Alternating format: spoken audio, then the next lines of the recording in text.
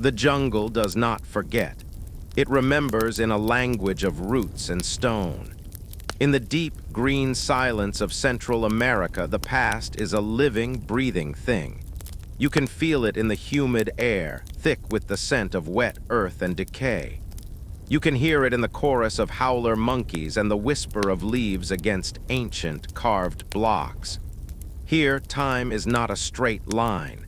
It is a vine twisting back on itself, strangling the works of kings and swallowing whole cities. For centuries, these stones slept, these pyramids dreamed, holding a secret that shook the modern world. This is not just a story of ruins. It is a story of a people who reached for the stars, who built wonders in the heart of the wilderness, who crafted a calendar that stretches far into our own future and then walked away. They left their towering temples, their grand plazas, their elegant palaces to the creeping vines and the endless rain. Why? What terrible fear, what profound understanding, what slow-burning disaster could cause a civilization to simply vanish into its own backyard? This is the greatest mystery whispered by the American tropics. This is the story that waits, patient as stone, in the shadows of the ceiba tree. This is the entire story of the Maya. The green cathedral, a civilization born of stone and stars. To understand the end of a story, you must first witness its breathtaking beginning. Our story does not start with crumbling ruins, but with creation. Imagine a land of impossible contrast, a world of lush, tangled rainforests where sunlight fights to reach the damp forest floor. A land of jagged limestone mountains, of deep, sacred caves called cenotes, and of a thin, stubborn soil. Into this challenging, vibrant green stage walked the ancestors. They were not giants or gods, but people who saw the spirit in everything.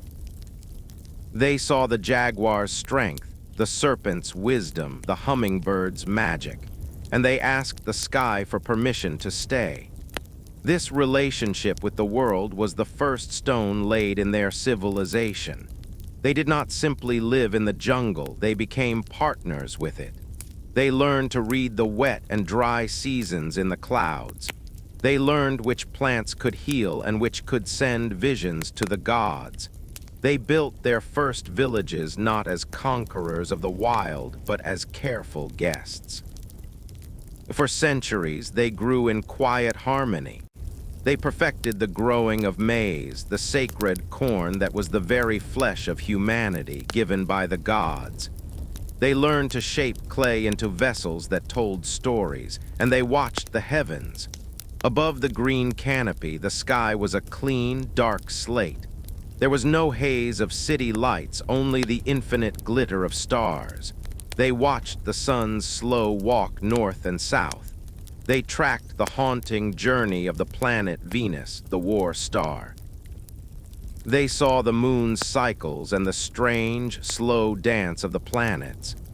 They began to see patterns, a great ticking clockwork in the cosmos.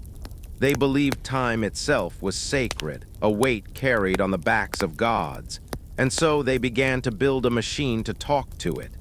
Their cities were not just collections of homes, they were giant calendars made of stone. The first great pyramids were not tombs like in Egypt, but mountains of human effort reaching up to touch the sky. At a place called El Mirador, lost in the northern Guatemalan rainforest, they built a pyramid so massive, its volume rivaled the Great Pyramid of Giza. They did this without metal tools, without the wheel, without beasts of burden. Every stone was born of human muscle and will. This was the spark. The Maya genius was not just in moving mountains of stone, but in capturing the flow of time and thought.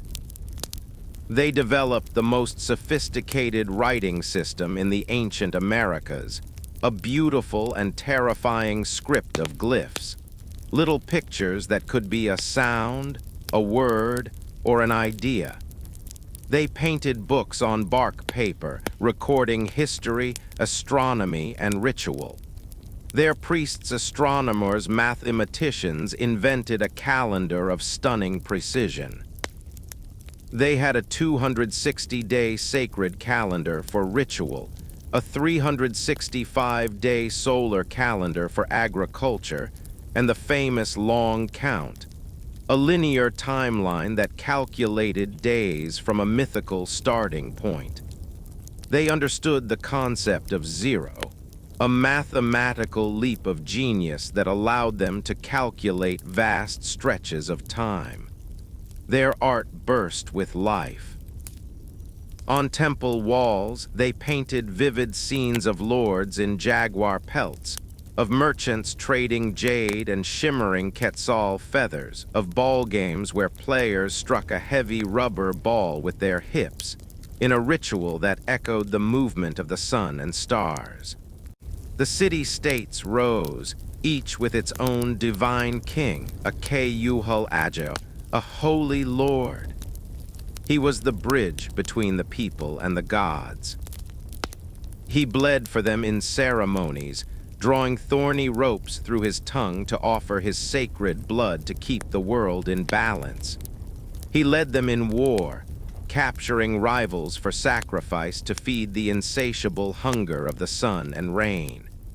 This was the Maya world at its dawn, a roaring, colorful, spiritually charged civilization of immense intellect and power, carved from the very heart of the jungle. It was a green cathedral, and its prayers were written in stone and starfire. But cathedrals, as we know, can hold echoes long after the choir has gone silent. The echo of that silence begins not with a crash, but with a whisper. To see the peak of the Maya world, you must journey to a city that did not simply live in the jungle, but seemed to command it. Its name was Tikal. In what scholars call the Classic period, from around 250 to 900 AD, Tikal was a titan. Its influence stretched like the roots of the great kapok tree, touching distant cities through war, marriage, and trade. Imagine approaching it in its prime. The journey would have been along wide, raised causeways called sakbiab, white limestone roads gleaming in the sun, cutting through the emerald gloom. The air, thick and sweet with the scent of blooming orchids and wood smoke, would grow louder. Not just with the screams of monkeys and parrots, but with the human symphony of a thriving metropolis. The chatter of merchants in bustling markets selling obsidian blades, seashells from distant coasts, and colorful textiles. The rhythmic pounding of manos and metates grinding maize. The chanting of priests from high temple platforms. Then the trees would fall away and your breath would catch. Soaring above the canopy were the temples of Tikal. They were not just pyramids, they were mountains of ambition. Temple IV, the tallest, rose over 70 meters, a sheer staircase to the heavens. Their steep limestone faces, coated in gleaming white plaster and painted with vivid murals of gods and kings, would have blazed in the tropical sun. At their summits, towering roof combs, stone lacework carved with the images of rulers pierced the sky. These temples were the beating heart of the city, the axis where the human world met the divine. Below them sprawled vast plazas, capable of holding tens of thousands of people for public ceremonies. The acoustics were perfect. A shout from the high priest at the summit could be heard by the entire assembly below, a clear voice of God and king. And the kings were everything. In Tikal, we know them by name, thanks to the glyphs they left behind. A ruler named Jasochan Kayawil I, who ascended the throne in 682 AD, was a master of this sacred theater. After a great military victory over a rival city, he staged a monumental celebration. He built Temple I, the magnificent pyramid that now guards the great plaza as a tomb for his queen. And for himself, he raised Temple II facing it. But his masterpiece was the celebration itself. We can imagine the plaza pulsing with life. Dancers in feathered headdresses swirled, their costumes shimmering with jade. The air thrummed with the beat of drums and the blare of conch shell trumpets. Incense from copal resin snaked into the sky carrying prayers.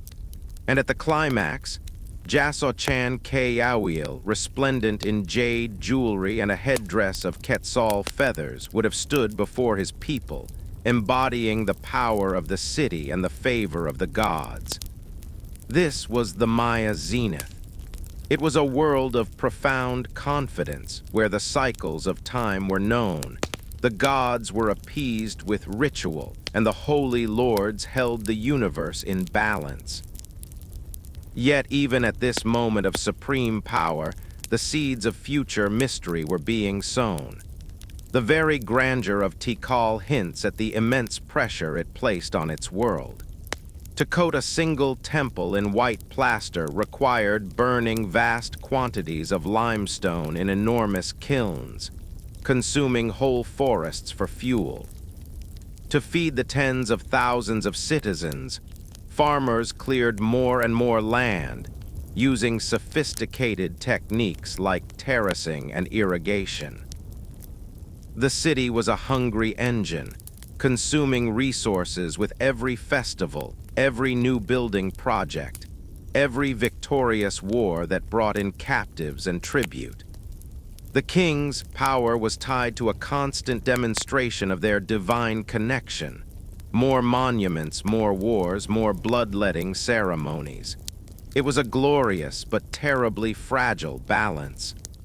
The jungle, held at bay by constant human effort, waited patiently at the edge of every sakpi, at the foot of every plastered wall.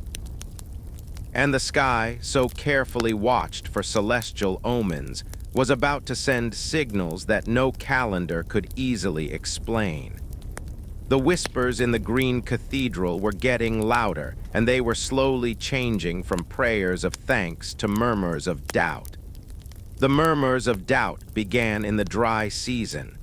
For a people whose world was built on rhythm, the rhythm of the rains, the rhythm of the planting seasons, the rhythm of the celestial cycles, the first sign of trouble would have been a silence. The silence of rain that did not fall. The great Maya civilization was a water civilization living in a land with surprisingly few major rivers. Their lifeblood was the seasonal rains that fell from roughly May to October. They mastered water collection with reservoirs, canals, and ingenious systems to channel every precious drop into vast central aguadas or holding ponds in their cities. Their kings were not just war leaders. They were rain bringers, the ultimate guarantors of the harvest. Their most sacred rituals were pleas and offerings to Chak, the hook-nosed rain god. But what happens when the prayers of the Holy Lord go unanswered? The whispers turned to anxious talk as the dry season stretched longer than the calendar said it should. The reservoir levels would have sunk lower than anyone could remember. The maize in the fields, the sacred flesh of life, would have begun to wilt under the relentless, dusty sun. The king would have ordered more ceremonies, more extravagant offerings. He himself would have performed more bloodletting rituals, his royal blood spattering bark paper to be burned, the smoke carrying his urgent pleas to the heavens. The priests would have scanned the night sky with even greater intensity, looking for an omen, a sign that the balance was being restored. But the cycles they had relied upon for centuries were becoming unpredictable. Then the whispers became shouts of terror. For the sky did more than just withhold rain, it attacked. Modern science has read the story of the ancient climate in unlikely places, in the layers of sediment at the bottom of lakes, and in the delicate stalagmites growing in the sacred cenotes. These natural archives tell a tale of a catastrophe in slow motion. Around the 9th century AD, just as the Maya classic period reached its most dazzling height, the region was struck by a series of severe multi-year droughts. These were not just brief, dry spells. They were profound, decades-long megadroughts that withered the landscape. The reservoirs, the lifeblood of the great cities, baked into cracked mud bowls. The springs and cenotes dwindled. The forest, stressed and dry, would have become tinder. One can imagine the dominoes beginning to fall. First, the crops failed, not just once, but season after season. Hunger crept from the peasant farms into the city plazas. The social contract, the very foundation of Maya society, began to fray. The people fed the king and the gods with their labor and tribute. In return, the king and the gods fed the people with maize and rain. That contract was broken. Doubt is a virus more dangerous than any fever. If the Holy Lord could not bring the rains, was he truly holy? If the gods were not listening, were they angry or were they absent? The faith that cemented the stones of Temple IV together was crumbling. The droughts did not just cause thirst, they triggered a cascade of disasters. With famine came weakness. Skeletal remains from this period show signs of widespread malnutrition and disease. A population weakened by hunger is a population vulnerable to epidemics. Then came the wars. As resources grew scarcer, the competition for what remained grew fierce. The once ritualized warfare between city-states, aimed at capturing nobles for sacrifice, likely descended into something darker and more desperate. Total war for control of arable land and the last reliable water sources. The magnificent stone monuments, the stele that recorded the victories and divine lineage of kings, tell a story of escalating violence. The glyphs speak of axing of cities, of burning and destruction. The warfare was no longer for glory to feed the gods, but for survival. It was a feedback loop of doom. Drought caused famine, famine led to social unrest and war. War further destroyed the agricultural infrastructure and diverted energy from survival, making everyone even more vulnerable to the next dry year. The Green Cathedral was under assault from the very heavens it was built to admire. The intricate, perfect clockwork of the Maya world, calibrated to the stars, was grinding to a halt because of a shift in the wind, a change in ocean temperatures a world away. The kings performed their rituals with ever greater fervor, but the reservoir mud hardened to stone. The people looked to the skies for the life-giving clouds, but saw only the relentless, bleached blue bowl of a silent, angry sky. The first cracks in the civilization were not in the stones of the temples, but in the trust of the people. And when trust vanishes, even the greatest city is just a pile of stone waiting for the jungle to return. And return it did. But the jungle's reclaiming was not a single, swift act of violence. It was a slow, patient suffocation, mirrored by a quiet, relentless unraveling within the cities themselves. We must not picture a grand, synchronized exodus, with lines of people marching away from Tikal or Calakmul in a single day. The end was a mosaic of small silences, 1,000 personal tragedies that added up to a civilization's whisper. It began at the edges.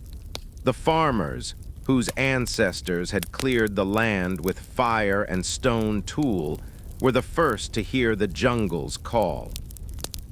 When the rains failed and the city's granaries stood empty, their loyalty to a distant, starving king in his stone palace would have worn thin. The forest offered a different kind of promise: dispersal. Small, scattered plots could be farmed using milpa agriculture, the ancient cycle of slash and burn moving with the health of the land. A family could survive where a city could not, so they slipped away. First a few families from the outlying villages, then more. They took their knowledge of maize, their beans and squash seeds, and their household gods, and they melted back into the green from which their ancestors had emerged centuries before. Within the city, the silence grew. The construction projects, once the constant background noise of civic pride, ceased. Half-carved stelae were left in the quarries, their stories untold. The last dated monument at Tikal was raised in 869 AD. Its glyphs speak of a ceremony, but the grandeur is gone. The artistry is rougher, the message perhaps more desperate. Then no more stones. The royal sculptors and scribes, their skills honed over generations, laid down their tools. Perhaps they too picked up a digging stick and followed the farmers into the forest. The great market squares grew quieter. The trade networks that brought obsidian from the highlands, jade from the Motagua River, salt from the coasts, and shimmering quetzal feathers from the cloud forests began to snap, link by link. Without the wealth and demand of the great courts, the merchants stopped coming. Now the heart of the city began to fail. The priesthood, the astronomers who read the troubled sky, would have been powerless. Their complex charts predicted a harmony that the world no longer followed. Their rituals consumed precious resources, food for feasts, blood from weakened bodies, rare incense for offerings with no visible return. Their authority, based on prediction and results, evaporated. Next, the nobility. The intricate web of royal marriages, courtly alliances, and tribute obligations that bound the city-states together relied on stability and surplus. With neither, the web tore. A minor lord, seeing his family hungry, might have simply taken his followers and left to found a new, smaller village near a reliable spring, abandoning his duties to a king who could no longer protect him. Finally, the king himself. The Kayuhal Aja, the Holy Lord, would have sat in a palace growing eerily quiet. His warriors were needed to guard dwindling food stores, not wage glorious wars. His artisans were gone. The priest's chants echoed in half-empty plazas. The tribute from the countryside stopped arriving. He was now the ruler of ghosts and dust. The final, most profound silence was the end of the royal line. Perhaps the last king died without a clear heir, in a palace with no one willing to take up the heavy, powerless crown. Or perhaps he simply walked down the steep steps of his pyramid for the last time, a lone figure leaving the stage of history, the great roof comb of his temple etching a final, silent plea against the setting sun. What remained was not an empty shell, but a transformed one. Common people did continue to live at places like Tikal for generations, but they lived among the ruins, not within the city. They threw their simple pottery shards over the grand plaza floors. They built thatched huts leaning against the sides of abandoned temples, using them not as sacred portals, but as handy windbreaks and sources of cut stone. The meaning of the place had changed. The power had drained away. The jungle vines sent their first delicate tendrils up the plastered walls. Seeds, dropped by birds in the high crevices of the roof combs, took root. Slowly, patiently, the forest embraced the stone, cracking it with gentle, persistent strength. The great causeways, once gleaming white highways, were swallowed by humus and leaf litter. It was not an invasion. It was a homecoming. The civilization had not been wiped out. It had dissolved, its people flowing away from the centralized, brittle centers of power and back into the landscape that had always sustained them at their core. The great experiment of the classic Maya, the city-states, the divine kings, the monumental competition, was over. But the Maya people were not. They had simply turned a page, leaving the words of kings behind, and beginning a new, quieter chapter in the endless story of the forest. This new chapter unfolded to the north, in a place where the land flattens and the limestone gives way to a drier, thornier scrub. While the great southern cities of the Petane rainforest, like Tikal and Calakmul, were slipping into their green slumber, a different energy was stirring in the Yucatan Peninsula. Here, the story does not end, but twists. It is a critical turn that unravels the very idea of a simple disappearance. For the Maya did not vanish, they reinvented.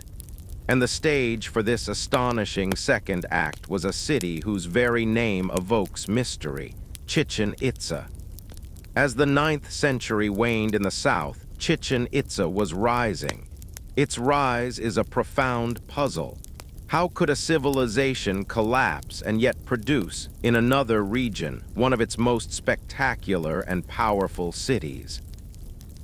The answer lies in adaptation and a radical new way of thinking. The Yucatan had always been different. With no major rivers and lakes, water was an even more sacred and scarce commodity. It pooled in natural sinkholes, the cenotes. These were not just water sources. They were portals to the underworld, called Xibalba, places of immense spiritual power.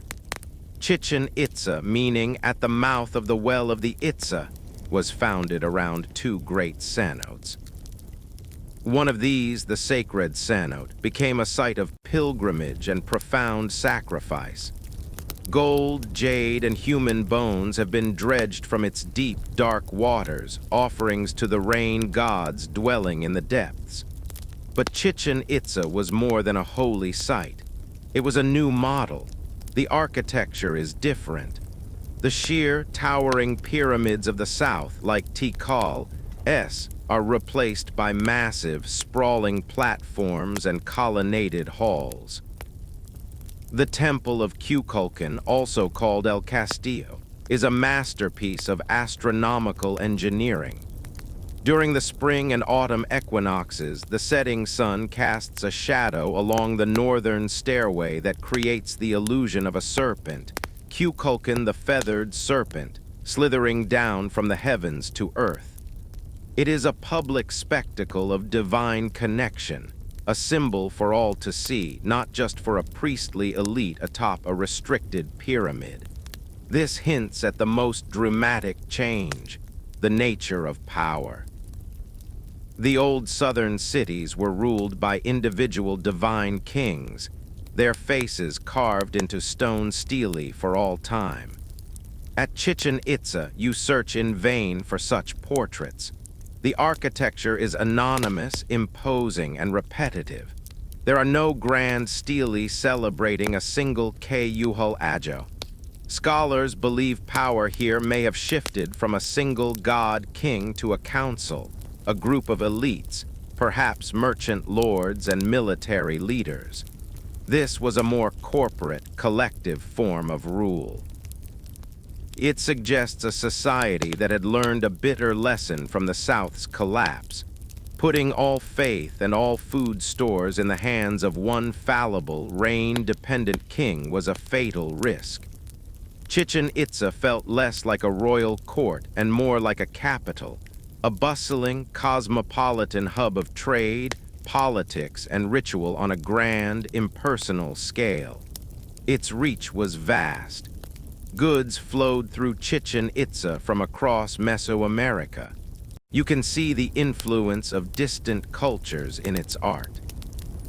There are echoes of central Mexico, of the mighty city of Teotihuacan, in the depictions of warriors and the use of certain symbols like the feathered serpent, which here was called Cuculcan, but bore a striking resemblance to the central Mexican god Quetzalcoatl. Chichen Itza was not isolated. It was plugged into a new, wider world, drawing strength from maritime trade routes along the coast and overland networks. For a time, it worked brilliantly. Chichen Itza became the dominant power in the north for centuries, a beacon that drew people from the failing south. It must have seemed like the future, a new, more resilient, more practical way of being Maya.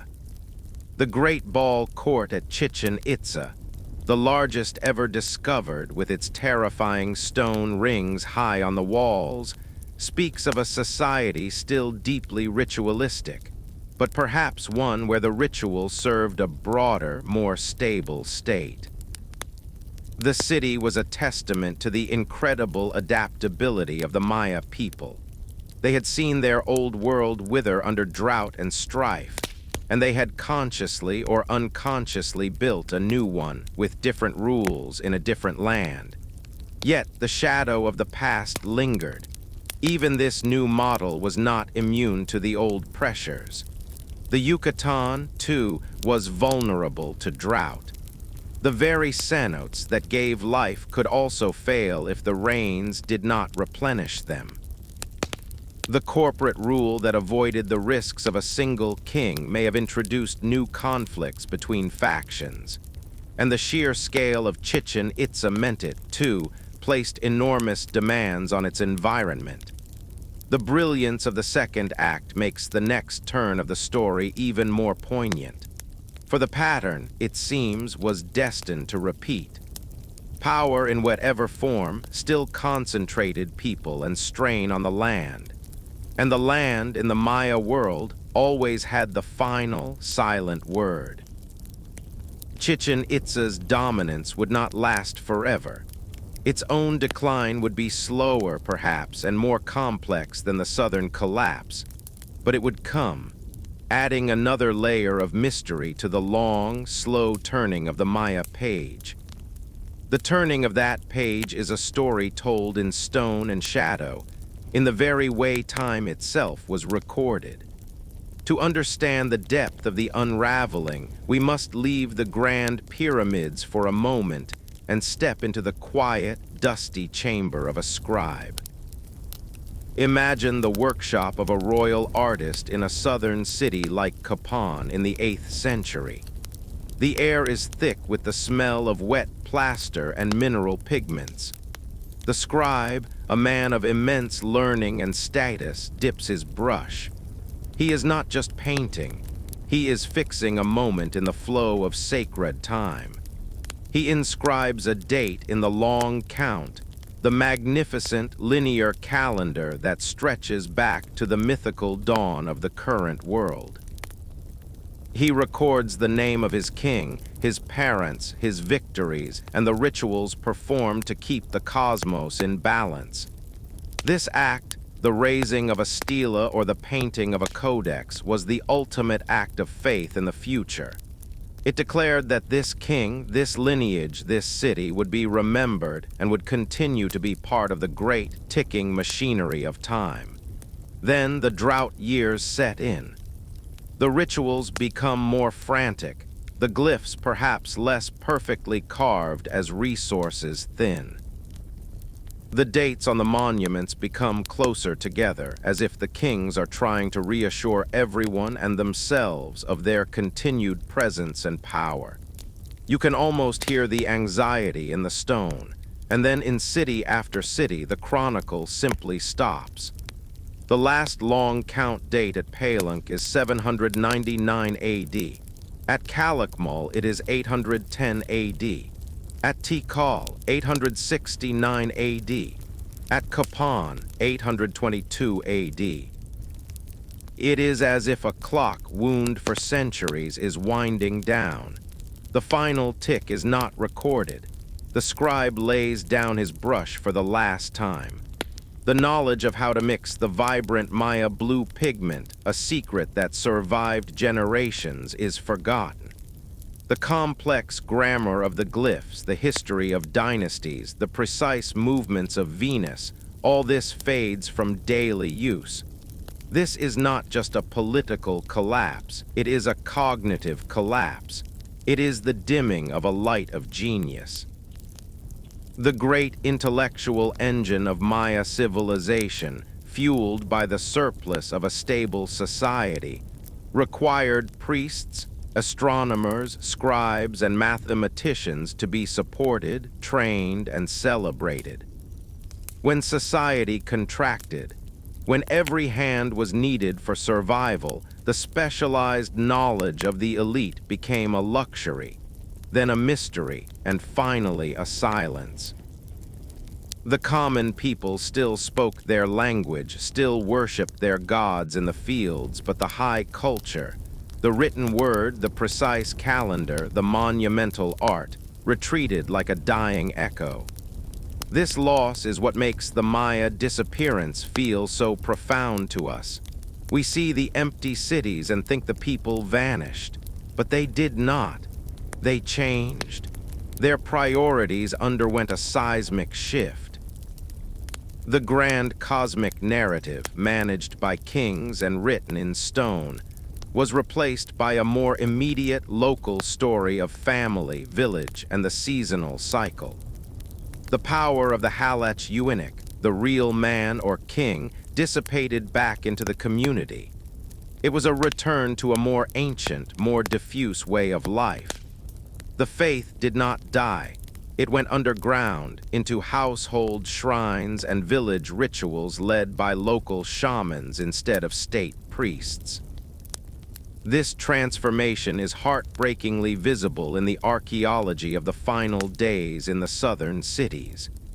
In the ruins of the royal palace at Chichen, a site in Guatemala, there is no evidence of violent invasion. Instead, there is a scene of abrupt abandonment. Fine jade jewelry, a king's worth of treasure, was found scattered in a palace corridor, as if dropped in a sudden, panicked flight. At other sites, the last, crude huts of squatters are found built right on the floors of elegant courtyards. A beautiful painted vase might be reused to hold water for a chicken. The past was not revered. It was simply raw material for a much harder present. This is the core of the mystery. The Maya did not fail. They made a series of rational, desperate choices in the face of an environmental and social catastrophe. They decentralized. They simplified. They traded the soaring ambition of the city for the resilient survival of the village. The civilization, as a centralized, hierarchical, monument-building entity, dissolved. But the people, the culture, the language, and the core of the belief system persisted, flowing like water around the obstacles of drought and war, finding new channels in which to survive. The story was not over.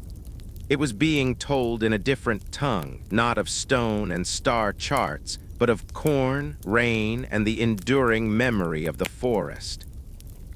The great clock of the long count stopped ticking in the plazas, but the sun still rose. The rains would eventually return, and the people, the true heirs of the Maya world, adapted and waited. The waiting lasted centuries, and the world moved on.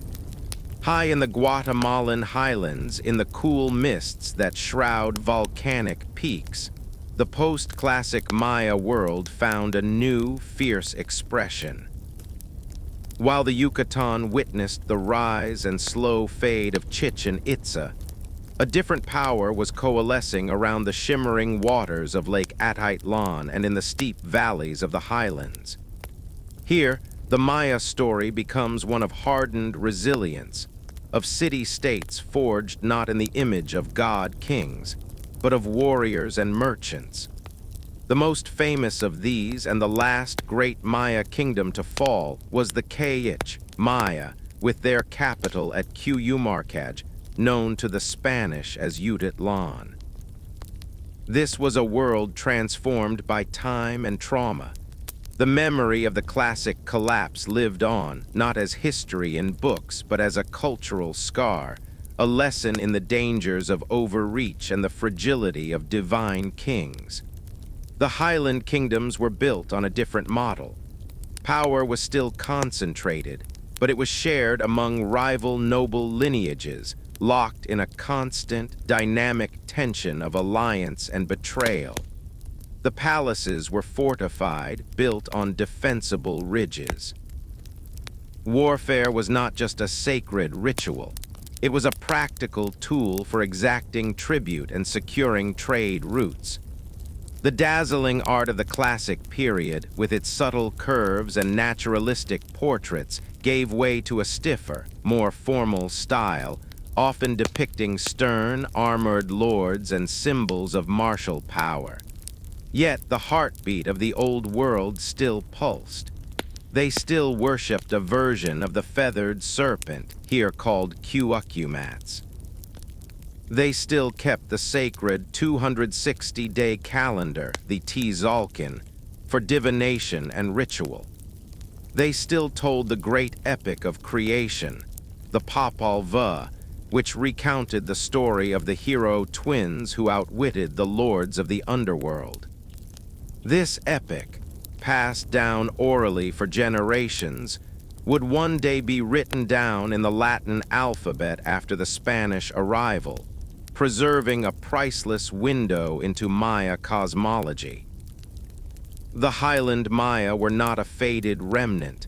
They were a hardened, pragmatic, and intensely competitive evolution of their ancestors. Far to the north, on the flat, dry limestone of the Yucatan, another major power center emerged after Chichen Itza's influence waned: Mayapan. If Chichen Itza represented a shift toward corporate rule, Mayapan took it further. It was a deliberate and ultimately fragile experiment in collective governance. For over 2 centuries, from roughly 1200 to 1440 AD, Mayapan served as a kind of league capital. Noble families from across the northern Yucatan maintained houses within its immense, defensive stone wall. The city was densely packed, a maze of modest residences crowded around administrative and religious centers. It was a city of compromise, of elites keeping a close eye on each other, ruling collectively to prevent any single lineage from gaining the overwhelming, disastrous power of the old classic kings. For a time, it worked. Mayapan controlled a vast network of trade and tribute. Its influence standardized art styles and pottery across the peninsula. But the tensions were always there, simmering beneath the surface of enforced cooperation. The chronicles, recorded later from Maya sources, tell a story that feels eerily familiar: political intrigue, accusations of tyranny among the ruling families, and finally, a violent rupture. Around 1440 AD, the ruler of the most powerful family, the Kakam, was accused of bringing Mexican mercenaries from the Gulf Coast to strengthen his own hand. In response, a rival family, the Ziu, led a revolt. The Kakam ruler and his line were slaughtered. The great coalition shattered. The noble families abandoned the walled city, retreating to their own ancestral territories. Mayapan was left to the elements, a second lesson in the failure of centralization. Its collapse did not lead to a total societal breakdown like the classic collapse, but it did fragment the north into 16 smaller, bickering provinces called couchcabals. When the first Spanish ships appeared off the coast of the Yucatan in 1517, they were not encountering a unified Maya empire, but a politically divided landscape, still rich in culture and tradition, but weakened by internal rivalries. The stage was set for a collision of worlds, but the Maya entering this new conflict were not a vanished people. They were a people of deep memory and hardened experience, survivors of not one, but multiple cycles of collapse and renewal. They had traded the majesty of Tikal for the fortifications of Q'umarkaj and the compromised walls of Mayapan. They were diminished in scale, but they were not gone. The Spanish would soon learn that the Maya spirit, forged in the green crucible of the jungle and tempered by centuries of adaptation, would not be easily extinguished. The collision began with omens. Later Maya chronicles, set down after the fact, would speak of strange signs in the years before the bearded men arrived from the east. A column of fire in the sky, a mysterious light over the sea, a temple that spontaneously burst into flames. Whether these were true prophecies or the wisdom of hindsight, they speak to a world about to be shattered. The first Spanish contact was not an invasion, but a shock. In 1517, a ragged Spanish expedition under Francisco Hernandez de Cordoba, blown off course from Cuba, made landfall on the Yucatan coast. They were met not by simple villagers, but by Maya warriors in quilted cotton armor who fought them fiercely from canoes and along the beaches. The Spaniards seeking gold were shown only finely worked artifacts. More importantly, they carried with them invisible weapons: smallpox, influenza, measles. These diseases, to which the New World had no immunity, began racing down the Maya trade routes ahead of the conquistadors themselves, a silent, devastating herald of the apocalypse to come. The true conquest was led by the relentless and ruthless Francisco de Montijo and his son, El Mozo. It was a grinding, brutal affair that lasted decades. The Maya did not capitulate easily. They fought the Spanish with guerrilla tactics from the forests. They staged massive revolts, and they defended their cities fiercely. But Spanish technology, steel swords, armor, guns, and horses, coupled with the catastrophic depopulation from disease, turned the tide. The Spanish also possessed another, more insidious weapon: a policy of systematic cultural destruction. They saw the Maya not as a civilization, but as idol-worshipping savages in need of salvation. Friars, following the soldiers, embarked on a zealous campaign to erase the old world. They tore down temples, using the stones to build Christian churches directly on top of the sacred foundations, a physical and spiritual conquest in one act. They gathered the beautiful, painted bark paper books, the codices that held millennia of knowledge on astronomy, ritual, and history, and burned them in great auto-deface. Only 4 are known to have survived this intellectual holocaust. One man stands at the tragic, complicated heart of this clash of knowledge. His name was Diego de Landa, a Franciscan friar who arrived in the Yucatan in 1549. Landa was a zealot and a scholar, a combination that proved catastrophic. Initially, he learned the Yucatec Maya language and even showed interest in their customs in order to better root out idolatry. But when he discovered the Maya were still secretly practicing their old rituals, his inquisition was merciless. In 1562, at the town of Mani, he presided over a brutal auto-da-fe. Thousands of Maya idols were destroyed. Over 5,000 Maya men and women were tortured, hung from their wrists, tortured with the Garacha water torture to extract confessions. Dozens died, and countless hieroglyphic texts, what Landa called the books of the devil, were consigned to a single giant bonfire. Yet, in a twisted irony, this same man would later write the text that became the key to unlocking the very civilization he tried to destroy. Imprisoned and recalled to Spain for his excesses, Landa wrote his Relación de las Cosas de Yucatán, account of the things of Yucatan, in 1566 to defend his actions. In it, he meticulously recorded Maya daily life, rituals, and calendars. Most importantly, he included a crude alphabet, a list of Maya glyphs with their supposed Spanish phonetic equivalents. It was wildly inaccurate and incomplete, born of a fundamental misunderstanding of how the logosyllabic script worked. For centuries, this Landa's alphabet was dismissed as nonsense, a friar's foolish mistake. But it would later prove to be the Rosetta Stone that, centuries later, finally cracked the code of Maya writing. Landa, the destroyer, accidentally became a preserver.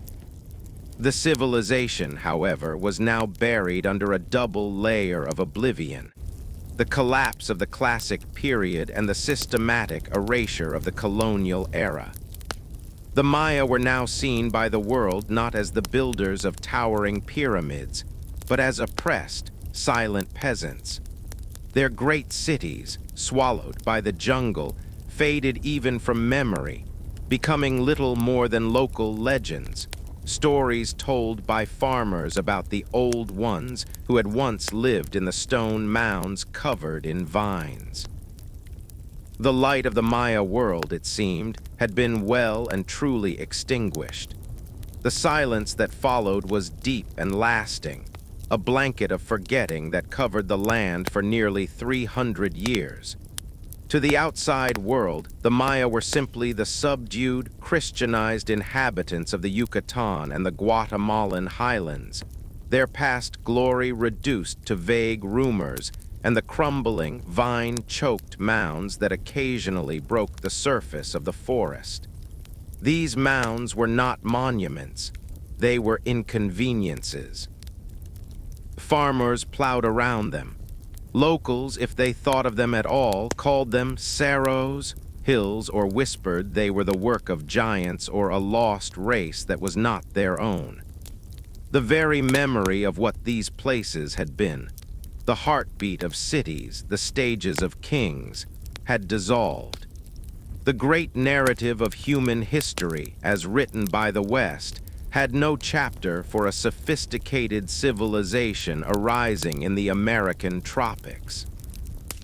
The jungle had done its work well, wrapping the past in roots and soil, guarding its secrets in a green vault. The first key turned in that vault's lock was not an archaeologist's trowel, but a book. In the late 1700s, a Spanish military officer named Antonio del Rio was sent to investigate rumors of ruins in the jungles of Chiapas, Mexico. His report, accompanied by crude drawings made by an artist named Ricardo Almendarez, described a fantastical place called Palenque. The drawings showed intricate carvings, strange glyphs, and towering structures ornamented with stucco reliefs of men in elaborate headdresses. The report was largely ignored in Spain, but a copy found its way to London. There, it sparked the imagination of a curious, eccentric man named John Lloyd Stevens, an American travel writer, and his English companion, a supremely talented artist named Frederick Catherwood. Stevens and Catherwood were not scholars in the traditional sense. They were adventurers, fueled by Romantic-era curiosity about lost worlds. In 1839, armed with machetes, a healthy sense of dread, and Catherwood's camera lucida, a drawing device, they plunged into the Central American wilderness. What they found at Capon, then at Palenque, Uxmal, and Chichen Itza, defied all European understanding. Catherwood, with an architect's precision and an artist's eye, did not draw romanticized fantasies. He documented. His lithographs, published in Stevens' wildly popular books, Incidents of Travel in Central America, Chiapas, and Yucatan, presented the world with an undeniable truth. Here were not the crude works of savages, but the shattered remains of a civilization of profound artistry, complexity, and evident antiquity. The stonework was precise. The carvings depicted elegant lords and ladies, complex ceremonies, and a writing system of startling intricacy. Catherwood's image of the massive hieroglyphic stairway at Capon, each step carved with thousands of glyphs, was a shock to the learned world. It was a library in stone, and it was utterly unreadable. Stevens' prose matched the wonder of the images. He wrote of the overwhelming feeling of discovery, of the eerie sensation of being the first to witness these sculptures in centuries, of the moss-covered grandeur that spoke of a forgotten age. He famously speculated with remarkable prescience that these cities were not built by some lost race from across the ocean, but were the works of the same races who inhabited the country at the time of the Spanish conquest. He was right. The rediscovery had begun, but it was a rediscovery shrouded in romantic mystery. Stevens and Catherwood presented the Maya as a noble, vanished people, their fate a tragic enigma. Their work created the public image of the mysterious Maya that persists to this day, a civilization of silent, beautiful ruins waiting for a decoder ring. They had opened the vault door, but the chamber inside was dark, the inscriptions on the walls a beautiful but frustrating code. The stones could now be seen, but they still could not speak. The next great challenge would be to find their voice, to move from awe to understanding, and to learn not just what the Maya built, but who they were and what they said.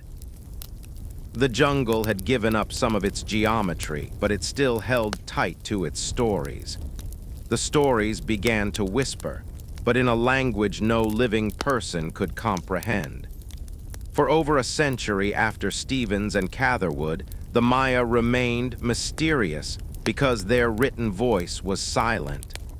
The glyphs that covered every stela, every lintel, every step of the pyramids were not mere decoration. They were a full, complex writing system.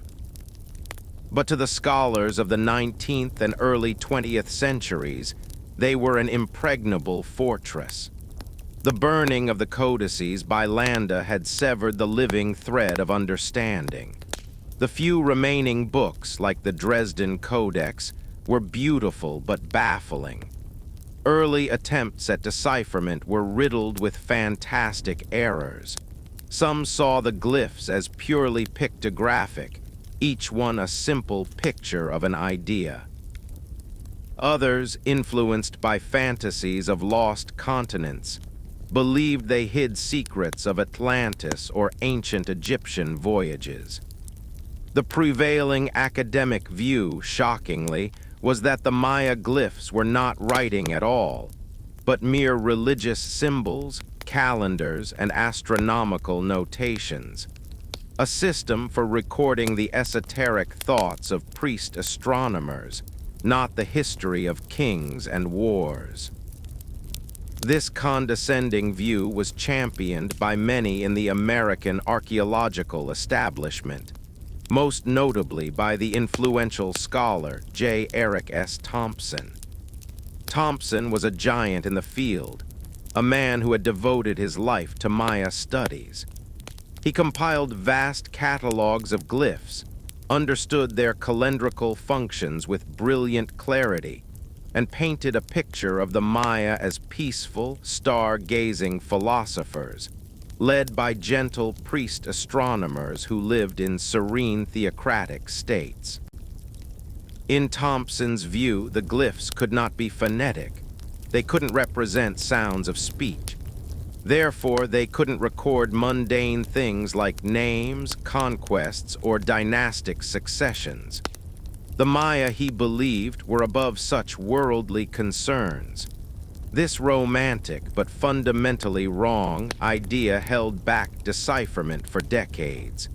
It was a comfortable myth, painting the Maya as noble ecological sages, a contrast to the warlike empires of the Old World. But it denied them their true, messy, glorious humanity. A few lonely voices challenged this orthodoxy. In the 1950s and 60s, a Soviet scholar named Yuri Norizov, working from photographs in the isolated world of Leningrad, made a revolutionary breakthrough. He revisited Landa's long-dismissed alphabet. Norizov proposed a radical idea. Landa hadn't been inventing nonsense. He had been asking his Maya informant, "How do you write A?" But the Maya script didn't have an alphabet. When the informant, trying to be helpful, drew a glyph that had the sound "ah" in it, Landa took it as a letter. Norizov argued that Maya writing was logosyllabic, a mix of logograms, symbols for whole words, and syllabograms, symbols for consonant-vowel sounds like ma, kai, ba.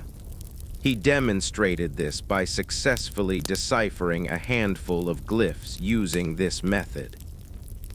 The Western academic world, led by the dismissive Thompson, largely ridiculed him. A Soviet cryptologist with no field experience claiming to crack the code from half a world away? It was heresy. The final, decisive breakthrough came from a source closer to the stones themselves. A young American, David Stewart, literally grew up among the ruins. His father was an archaeologist at Chichen. As a child, he was given rubbings of glyphs as puzzles. By the age of 12, he was publishing papers. Independently, a brilliant, driven scholar named Tatyana Proskuryakov, an architect and artist, was studying the patterns of monuments at the site of Piedras Negras. She wasn't an epigrapher, she was a pattern seeker. She noticed that certain groups of stelae were erected in specific locations and at regular intervals in a ruler's life: accession, anniversaries, death. She saw that the glyphs weren't just about stars, they told a human story. In 1960, she published a quiet, earth-shattering paper titled Historical Implications of a Pattern of Dates at Piedras Negras. In it, she proved, through meticulous analysis, that the glyphs recorded the births, accessions, victories, and deaths of specific individual Maya rulers. She gave them back their biographies. The floodgates opened. The phonetic approach championed by Norizov, combined with the historical framework provided by Proskuryakov, became the key. A new generation of scholars, including David Stewart, Stephen Houston, and Linda Scheel, began a decipherment renaissance. They started to hear the voices in the stone. They learned to read names like Yaks Kayak Mo, first Quetzal Macaw, the founder of Chichen, and Jasochan Kayawil of Tikal. They read of wars, alliances, royal marriages, and bloodletting ceremonies. The Maya were not just stargazers. They were scheming politicians, proud warriors, and boastful kings, recording their deeds for eternity. The silent stones began to speak in sentences, and the story they told was infinitely more thrilling, more human, and more complex than the peaceful myth of the past. The mystery was not solved, but transformed from a question of who were these people to a detailed, dramatic, and ongoing saga of ambition, triumph, and ultimately, a fragility that we could now begin to understand in their own words. The words that echoed from the stones told of a world saturated with the sacred, where every act of a king was a dialogue with the gods, and where the most precious offering was not gold, but life itself. To understand why the Maya cities were finally abandoned, we must listen to these voices and step into the spiritual universe that built them. It was a universe of profound, cyclical responsibility, and its weight may have ultimately become too heavy to bear. The Maya cosmos was a layered, living entity. Above was the heavens, the realm of the sun, moon, and stars, often depicted as a great two-headed serpent. Below was Xibalba, the watery, fearful underworld, a place of decay and regeneration, populated by monstrous gods of disease and death. In between sat the middle world, the realm of humans, represented by the back of a great reptilian creature floating in the primordial sea. These layers were not separate, they bled into one another. A cenote was a crack into Xibalba. A pyramid was a symbolic mountain, a portal to the heavens. The king, in his rituals, moved between these worlds. His duty was to maintain the delicate balance of this cosmos, to ensure the sun continued its journey, the rains fell, and life persisted. But this cosmic order was not self-sustaining. It required nourishment. It required blood. This is the central, often unsettling, truth of the Maya spiritual engine. The gods had given their blood to create the world and humanity, and this sacred debt had to be repaid. The most potent currency was K-Yuhul, sacred life force, found most powerfully in blood. Royal bloodletting was not an act of masochism. It was the ultimate act of piety and political power. In quiet, private chambers atop pyramids, the king and queen would pierce their tongues, earlobes, or genitals with stingray spines or obsidian blades. They would let their blood drip onto strips of bark paper, which were then burned in clay vessels. The rising smoke, carrying the royal K-Yuhul, was food for the gods, a direct transfusion of sacred energy to keep the cosmos humming. Scenes of these rituals, carved on stone lintels, show the participants entering a visionary state, conjuring great serpents or ancestors from the bloodletting swirls. Proof the ritual worked, proof the king could open the portal. But royal blood was not enough. The sun, especially, was a voracious deity, requiring the stronger sustenance of a human heart. Warfare, therefore, was deeply ritualized. The goal was not always to annihilate an enemy city, but to capture its ruler and elite warriors alive. These high-status captives were the ultimate prize. Back in the victor's city, they would be paraded and humiliated, sometimes for years, before meeting their fate in a public spectacle. The most common form of sacrifice was heart extraction. The victim, often painted blue, the color of sacrifice, would be held over a stone altar by 4 attendants. A priest would plunge an obsidian knife into the chest just below the rib cage, reach in, and tear out the still beating heart. It would be offered to the sun, sometimes placed in a ceremonial vessel called a kuan. The body might be rolled down the temple steps, to be skinned and worn by the king in a subsequent ritual dance, a grisly absorption of the victim's power. This spiritual economy had profound consequences for the stability of the classic Maya world. The need for captives fueled constant, low-level warfare. Success in war demonstrated a king's divine favor, which justified his rule and his demands for labor and tribute to build ever grander temples. It was a self-reinforcing cycle. Build to honor the gods, wage war to feed them, use success to justify more building. For centuries, it worked, creating the vibrant, competitive, and artistically glorious world of the classic period. However, when the droughts began, this system became a doomsday machine. The logic of the cosmos would have dictated that the gods were more hungry, not less. The failures of the natural world, the lack of rain, the failing crops, would have been interpreted as divine displeasure. The solution in the minds of the kings and priests would have been to increase the offerings, to double down on the rituals. More bloodletting, more warfare for captives, more grandiose temples to appease the angry deities. But this frantic response would have put impossible strain on a society already reeling from environmental stress. Sending warriors to raid for captives takes young men away from farming.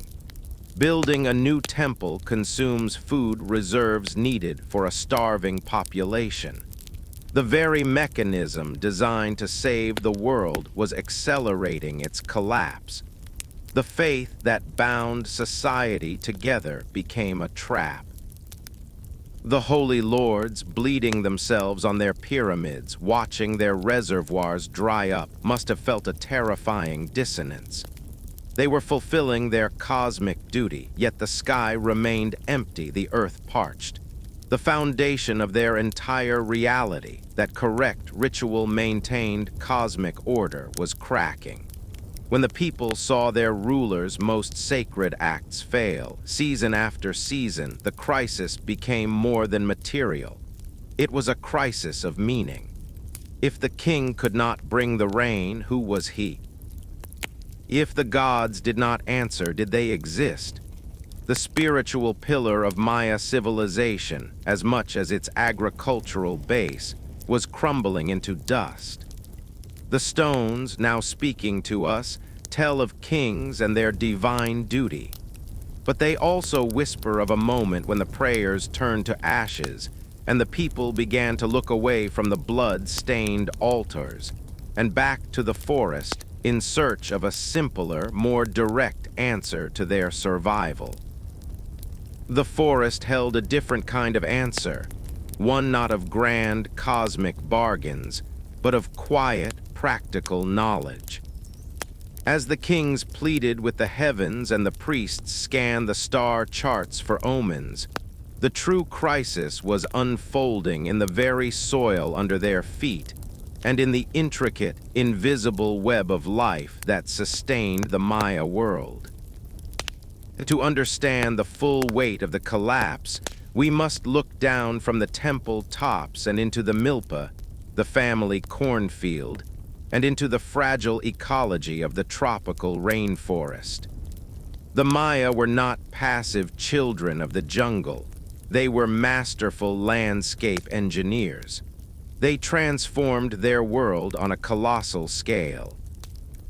They cleared vast tracts of forest for agriculture, using a sophisticated system of terracing on hillsides to prevent erosion, building raised fields in swampy bajos to drain them and create rich, mucky soil, and constructing complex irrigation and reservoir systems to capture every drop of water.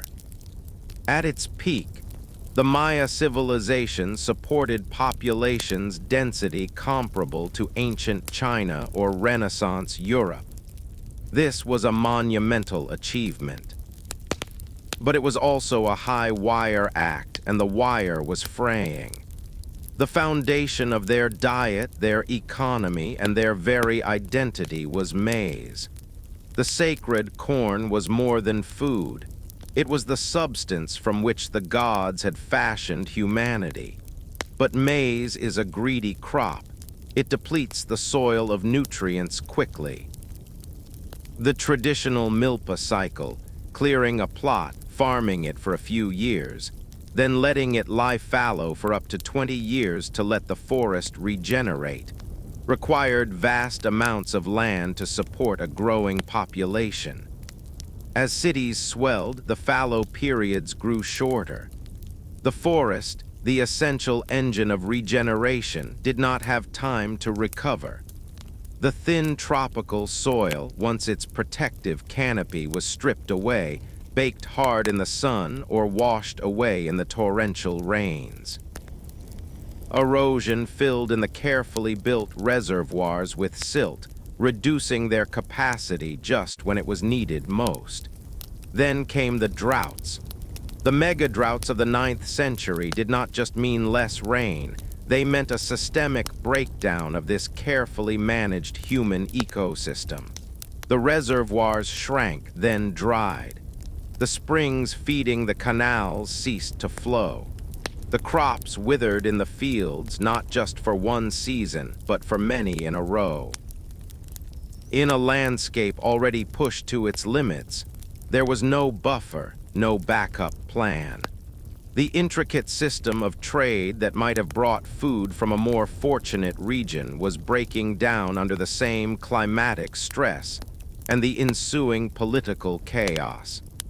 But the environmental story has an even darker, more intimate layer. Scientists drilling into ancient lake beds have found more than just evidence of drought. In the layers of mud corresponding to the peak of Maya civilization and its collapse, they have found a startling spike in pollution. Not industrial pollution, but a telltale sign of human habitation, fecal stanols. In simpler terms, the evidence of too much human waste entering the water system. This points to a population density that had outstripped even the Mayas' advanced sanitation methods. As clean water became scarce, drinking from contaminated sources would have led to rampant disease, dysentery, cholera, parasites, weakening a population already on the brink of starvation. The evidence from human bones confirms this, increasing signs of malnutrition, stunted growth, and infectious disease as the classic period wore on. The jungle itself may have turned against them in subtle ways.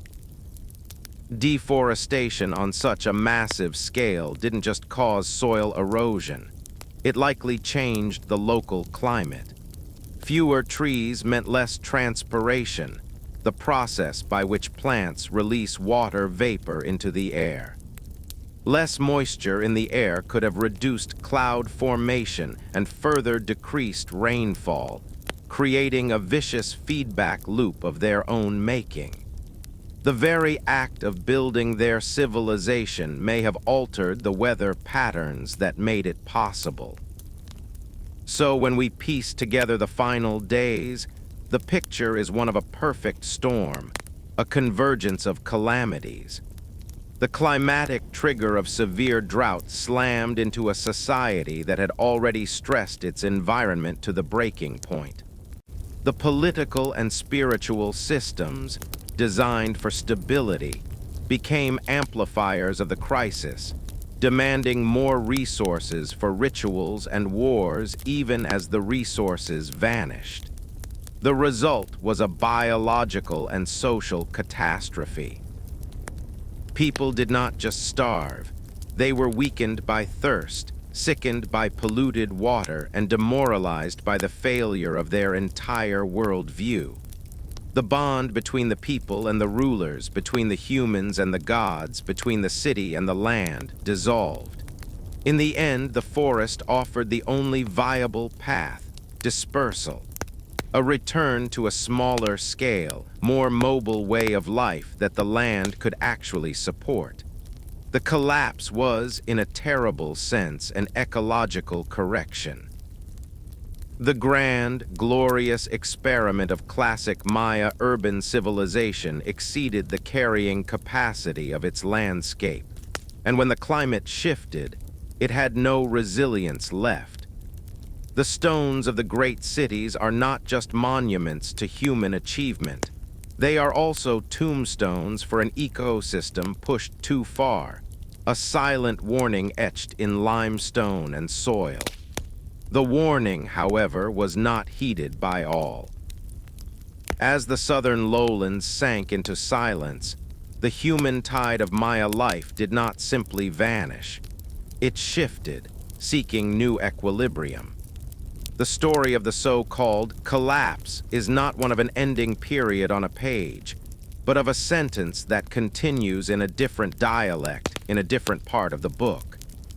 While Tikal and Calakmul were being reclaimed by roots, other communities were adapting, moving, and forging a new existence on the geographical and cultural margins of the old world.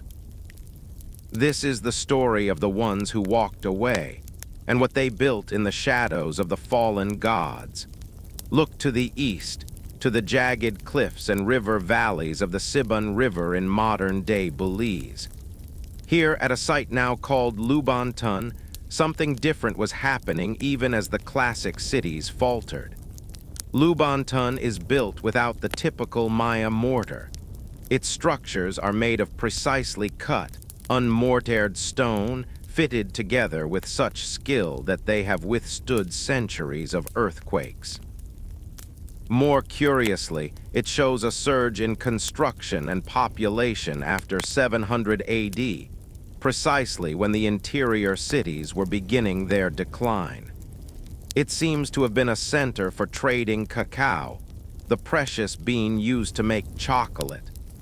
Lubantan may represent a successful adaptation, a shift in power towards coastal and riverine trade networks, less dependent on the rainfall of the interior and more connected to the sea. Further south, in the unforgiving highlands of what is now El Salvador, the great city of Sihuatan rose briefly but powerfully in the centuries following the classic collapse. Its architecture is a hybrid, mixing Maya styles with those of central Mexico, suggesting an influx of new ideas or new people in the turbulent aftermath. It was a violent place. Its main pyramid shows evidence of having been burned in a catastrophic attack. Sihuatan stands as a testament to the chaotic, fertile period of reorganization after the old order fell, where new power centers flared brightly, but often briefly in the political vacuum. Most telling, however, are not the new cities, but the quiet transformations in the countryside. Archaeologists studying the rural areas between the great classic cities have found evidence that many of these smaller settlements persisted long after their royal capitals were abandoned.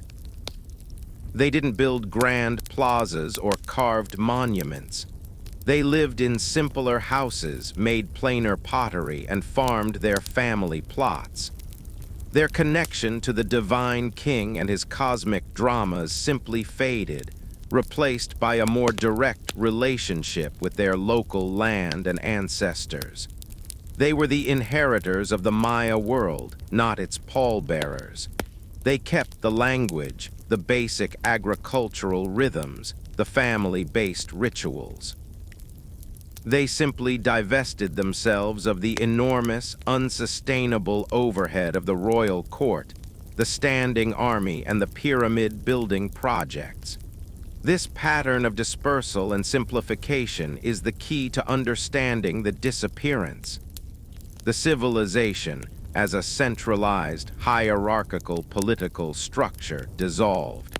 But the people, the culture, and the technology of daily life did not. They underwent what scholars call ruralization. The bright, dense flame of urban life splintered into 1,000 smaller, more sustainable campfires scattered across the landscape. The knowledge didn't die, it decentralized. A farmer still knew how to read the signs of the coming rains, how to graft a fruit tree, how to make pottery from local clays. He just no longer paid a portion of his harvest to a king who claimed to control the heavens. This is why the Spanish, when they arrived centuries later, found not an empty wilderness, but a populated land of thriving towns and complex societies in the highlands of Guatemala and the Yucatan. These were the descendants of the classic Maya. Their cultures evolved, hybridized with neighboring groups, and hardened by centuries of post-collapse life, but undeniably Maya. The great mystery of their disappearance, then, is partly a trick of perspective. We focused on the abandoned stone cores, the empty theaters, and assumed the actors had vanished. In truth, they had left the stage, taken off their elaborate costumes, and returned to their homes, continuing the play of life in a smaller, more resilient setting. The story didn't end. It scaled down. The energy required to maintain the glorious, brittle civilization of the classic period was redirected into mere survival, and then gradually into the building of new, different kinds of communities.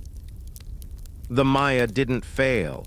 They chose a different, quieter form of success. The quiet success of those scattered communities faced its ultimate test not from drought, but from steel, disease, and a new god. The Spanish conquest, which began in the 1520s and ground on for centuries, was not a single event but a prolonged catastrophe that layered a second, even more devastating collapse on top of the first. Yet even in this maelstrom, the Maya capacity for adaptation and survival flickered with a stubborn, undeniable flame. To see this, we must travel to a remote, almost mythical place. The Itza Peninsula, jutting into Lake Itza in the heart of the Guatemalan rainforest. While the Spanish subjugated the Yucatan and the highlands, one group of Maya, the Itza, held out in this watery fortress. They were the descendants of the rulers of Chichen Itza, who had migrated south, carrying with them the old ways and a fierce independence. For over 150 years after Cortés conquered the Aztecs, Itza remained a free Maya kingdom. The Spanish knew of it, called it the last kingdom of the pagans, but the dense jungle and the Itza's mastery of canoe warfare made conquest too costly. The Itza in Itza lived as a living link to the classic past, worshipping in temples that housed ancient stone idols, including a sacred statue of a horse, based on a horse left behind by Cortés himself, which the Itza, having never seen such an animal, revered as a god of thunder and war. Their independence ended brutally in 1697 in a final, crushing Spanish assault. But the story of Itza is not just one of last stands. It is a symbol of the incredible endurance of Maya identity. Even after the conquest was complete, the Maya did not simply assimilate. They engaged in what scholars call cultural resistance. They became masters of the double life. Outwardly, they were obedient Christian subjects. They attended Mass in the churches built from their own temple stones. They baptized their children with Spanish names. But in the secrecy of their homes, in the hidden forest shrines, they maintained the old rituals. They kept the Tzolk'in, the 260-day sacred calendar, using it to determine the most auspicious days for planting, for healing ceremonies, for communicating with the ancestors. They made offerings to the Chak, the rain gods, at quiet, hidden cenotes. The Catholic saints often merged seamlessly with ancient Maya deities. The cross became the sacred world tree, the Waka Chan that connected earth, heaven, and the underworld. This was not a loss of culture. It was a strategic, brilliant act of preservation. The Maya spiritual core went underground, becoming a secret garden tended in the private spaces of the heart and home. This resilience bled into outright rebellion. The colonial period was punctuated by massive, organized Maya revolts, the most famous being the caste war of the Yucatan, which began in 1847. This was not a minor uprising. It was a full-scale, genocidal war that nearly drove the European-descended population entirely off the peninsula. The rebel Maya, inspired by talking crosses that gave divine instruction, a fascinating fusion of Christian symbol and Maya oracle, captured key towns and held most of the Yucatan for decades. They were fueled by centuries of land theft, brutal labor practices, and cultural humiliation. The caste war proved with terrifying clarity that the Maya were not a vanished or broken people. They were a political and military force fighting for their own destiny. Although ultimately suppressed, the war left a deep legacy of autonomy in parts of Quintana Roo, Mexico, where some Maya communities maintained de facto independence well into the 20th century. Through conquest, disease that decimated their numbers, and relentless pressure, the Maya endured. They folded their ancient world into the new one, hiding it in plain sight. A farmer might pray to Saint Anthony for a lost item, but in his mind, he might be invoking an aspect of the old god of travelers and merchants. A healing ceremony might include both the sign of the cross and the burning of copal incense for the ancestors. This is the ultimate answer to the question of disappearance. They did not disappear. They disguised. They adapted. They endured. The great cities were abandoned, but the people never left the land. They changed their strategy from building monuments that challenged the jungle to building identities that could survive empires. The stones of Tikal were silent, but the language, the stories in the Popol Vuh, the calendar, and the connection to the Milpa lived on, passed from mother to daughter, from father to son, in a whispered, unbroken thread that not even the sound of Spanish guns could sever. The civilization transformed, but the people and their essential Mayaness proved to be as persistent and resilient as the ceiba tree, whose roots, they believe, anchor the very center of the world. The ceiba tree's roots reach deep, and in the modern world they are finding new soil. The 20th and 21st centuries have brought a renaissance, a reawakening not of stone cities, but of Maya voice, identity, and a powerful reclaiming of their own narrative. For centuries, their story was told by others, by Spanish chroniclers, by Victorian explorers, by foreign archaeologists. They were the objects of study, the mysterious lost civilization. Today, they are increasingly the authors, the scientists, the activists, and the leaders. This is the final, ongoing chapter of the entire story. Not a disappearance, but a powerful, undeniable return.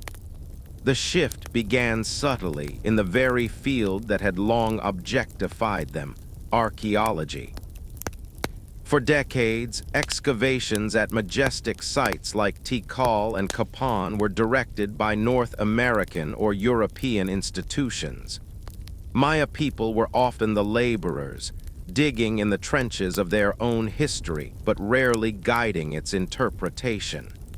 This has changed profoundly. A growing number of archaeologists are ethnically Maya, bringing an insider's understanding of language, cosmology, and community to the work. They are asking different questions. Not just what can this temple tell us about the king, but what can this kitchen midden tell us about the daily lives of the women who fed the city? They are working with elders to interpret the uses of ancient plants found at sites, blending cutting-edge science with traditional ecological knowledge. This is more than inclusion. It is a reclamation of intellectual sovereignty. The past is being read not just through the lens of Western scholarship, but through the living memory and cultural intuition of its descendants. This reclamation is spiritual and political. Across Guatemala, Belize, and southern Mexico, there is a vibrant movement to revive and publicly practice pre-Columbian Maya spirituality. Ceremonial fires are lit again at ancient sites on sacred days.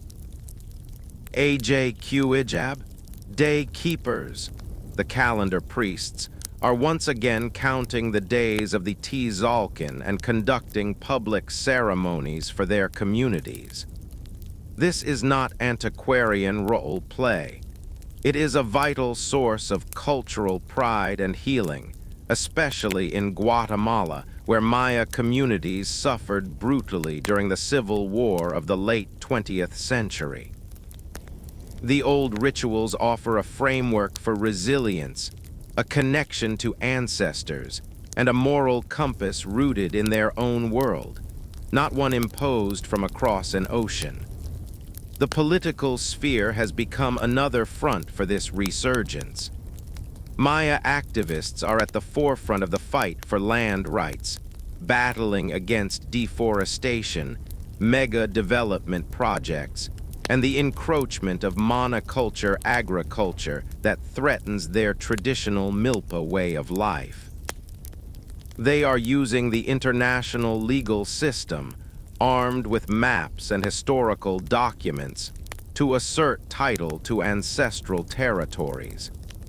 They are also fighting for linguistic rights, pushing for education in their native languages like K'ich, Q'ech'chai, and Yucatec Maya, and against the discrimination that has marginalized these tongues for centuries. Rigoberta Menchú Tum, a K'ich Maya woman who witnessed the slaughter of her family, became a global symbol of this struggle, winning the Nobel Peace Prize in 1992 for her work highlighting the plight of indigenous peoples. Her story forced the world to see that the Maya were not a civilization locked in the past, but a people fighting for their future. Perhaps the most profound change is in the realm of story itself. Maya writers, filmmakers, and artists are now creating their own accounts of history and contemporary life. Best-selling novels by Maya authors explore the trauma of the conquest and the Civil War from an insider's perspective. Animated films produced in the Yucatan tell classic stories from the Popol Vuh in the Yucatec Maya language. Young Maya people navigating the globalized world of the internet are forging a new hybrid identity, proudly Maya, fluent in the digital language of the 21st century. They wear traditional huipil blouses while coding software or share videos of community ceremonies on social media, controlling their own image and narrative. The mystery of the disappearance is thus solved by looking at the present. The Maya did not vanish. They endured a series of profound transformations: the classic collapse, the Spanish conquest, centuries of colonialism, each time adapting, folding their core identity into new forms to ensure its survival. They traded the grandeur of Tikal for the resilience of the scattered village, then traded secrecy for a proud, public renaissance. The stones of the ancient cities are no longer silent tombs of a lost race. They are touchstones, places of pilgrimage and pride for millions of living Maya who see in them not a mystery of disappearance, but evidence of their ancestors' genius and a foundation for their own continued existence. The calendar did not end. The long count merely completed a cycle.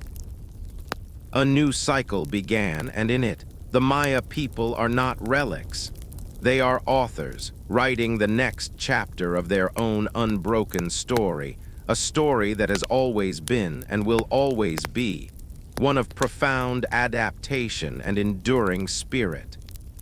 The spirit finds its voice not only in protest and pride, but in the quiet, meticulous work of reassembly. As the modern Maya reclaim their narrative, science has provided them, and the world with astonishing new tools to see the past with a clarity our ancestors could never have imagined. The 21st century has ushered in a technological revolution in Maya archaeology, peeling back the jungle canopy and the very soil itself to reveal a civilization far more vast, interconnected, and populous than even John Lloyd Stevens dared dream. This is not the discovery of new cities, but the revelation of a hidden living landscape beneath the green veil, a discovery that utterly shatters the old image of isolated ceremonial centers in a pristine wilderness. The game changer is LiDAR, which stands for light detection and ranging. Imagine flying a plane over the dense, seemingly impenetrable rainforest of northern Guatemala, firing billions of laser pulses at the ground. These pulses pierce the small gaps in the foliage, bounce off the ground and any stone structure below, and return to a sensor. By stripping away the digital forest, scientists can create a detailed, three-dimensional map of the bare Earth. The results have been nothing short of breathtaking. In a single groundbreaking survey of the Maya Biosphere Reserve, LiDAR revealed over 60,000 previously unknown structures hidden for centuries. What appeared to be isolated hills were revealed as pyramids. What looked like natural ridges were causeways, raised highways connecting cities. Small mounds were houses, countless of them. The landscape was not empty between the great known sites like Tikal and El Mirador. It was an almost continuous urban and suburban sprawl, a meticulously engineered terrain of farms, canals, terraces, and reservoirs. This technological lens forces a dramatic rewriting of the story. Population estimates for the classic Maya have skyrocketed. Where scholars once thought the region held a few million people at its peak, LiDAR data suggests it may have been home to 10 to 15 million, a figure comparable to advanced ancient societies across the globe. This was not a society of a few god-kings and a scattering of farmers. It was a dense, bustling, and incredibly complex network of cities, towns, and hamlets. The scale of their environmental modification is staggering. They didn't just live in the jungle, they sculpted it into a vast, productive garden. The LiDAR maps show grids of drained field systems in swampy areas, turning perceived wastelands into bread baskets. They reveal intricate irrigation and water management systems on a regional scale, a testament to a centralized, coordinated effort to control water. But this revelation also deepens the mystery of the collapse. The newfound scale makes the fall even more dramatic. A society of 15 million people did not just walk away. Its disintegration was a demographic catastrophe of almost unimaginable proportion. The LiDAR evidence shows that this highly engineered landscape was, in many areas, almost completely abandoned. The carefully maintained terraces were swallowed by forest, the canals silted up, the reservoirs dried and filled. The data provides a visual, brutal testament to the scale of the failure. It also offers clues.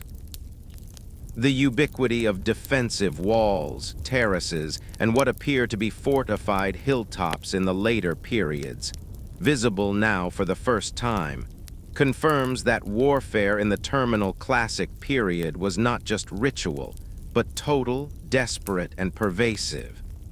The landscape itself was hardening, preparing for conflict. Yet for all its power, LiDAR is just one tool. On the ground, other technologies are reading the microscopic story. Analysis of ancient pollen trapped in lake sediments tells scientists what plants were growing when, revealing the history of deforestation and the later regrowth of the forest after the collapse. Isotope analysis of human bones can tell us what people ate, revealing shifts from a diverse diet to a desperate reliance on maize, and even signs of cannibalism in the worst times. DNA studies are beginning to trace the movements and relationships of ancient Maya populations, untangling the threads of migration before and after the collapse. This flood of data does not simplify the story, it complexifies it. There was no single smoking gun for the Maya collapse. Instead, we see a civilization operating at a breathtaking scale and sophistication, pushing its environment to its absolute limit. When the climate, that great unpredictable variable, shifted into a period of profound drought, this highly stressed, densely populated, and politically fractious system had no slack left. The intricate machine broke down, component by component. The new technologies show us both the height of Maya ambition and the depth of their tragedy in stunning, undeniable detail. They give the modern Maya a new, powerful foundation for their history, one built not on myth or colonial record, but on billions of data points beamed from the past. The civilization was never lost. It was simply waiting, its true scale hidden in the hum of insects and the rustle of leaves, for a technology that could finally see its ghostly, magnificent outline in the earth. The outline in the earth is a blueprint of a mind, a map of a cosmos. To see the grand, interconnected cities revealed by LiDAR is to witness the physical manifestation of a uniquely Maya way of thinking. Their genius was not merely in moving mountains of stone, but in weaving the fabric of their reality from three inseparable threads: time, astronomy, and the written word.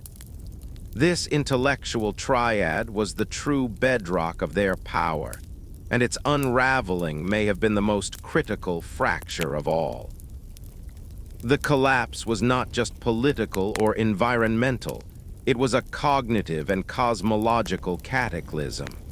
At the center of everything was time, but not time as we understand it. For the Maya, time was not an abstract river flowing in one direction. It was a sacred living force, a cosmic current laden with destiny. It had weight, texture, and personality. Different days, governed by different gods and spirits, were auspicious or dangerous for specific actions. The 260-day Tikal calendar was a divinatory machine, a tool for aligning human activity with the spiritual tides. Choosing the right day to crown a king, launch a war, or plant maize was as crucial as the act itself. This created a society deeply in tune with cyclical rhythms, but also potentially one that could be paralyzed when the cycles failed.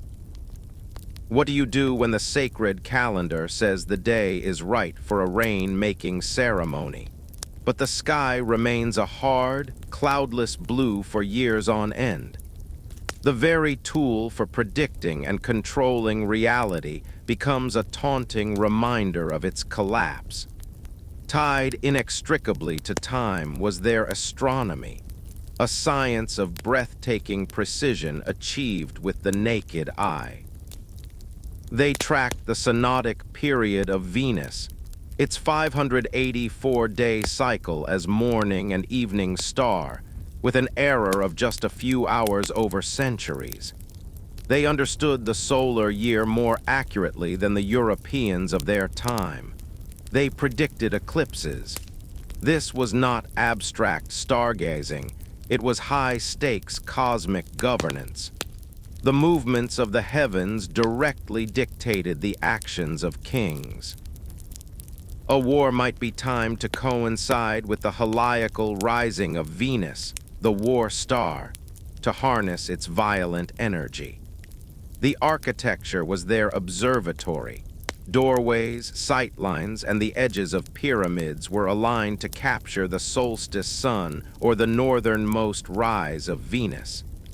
The king, through this celestial knowledge, demonstrated his unique ability to commune with the machinery of the cosmos.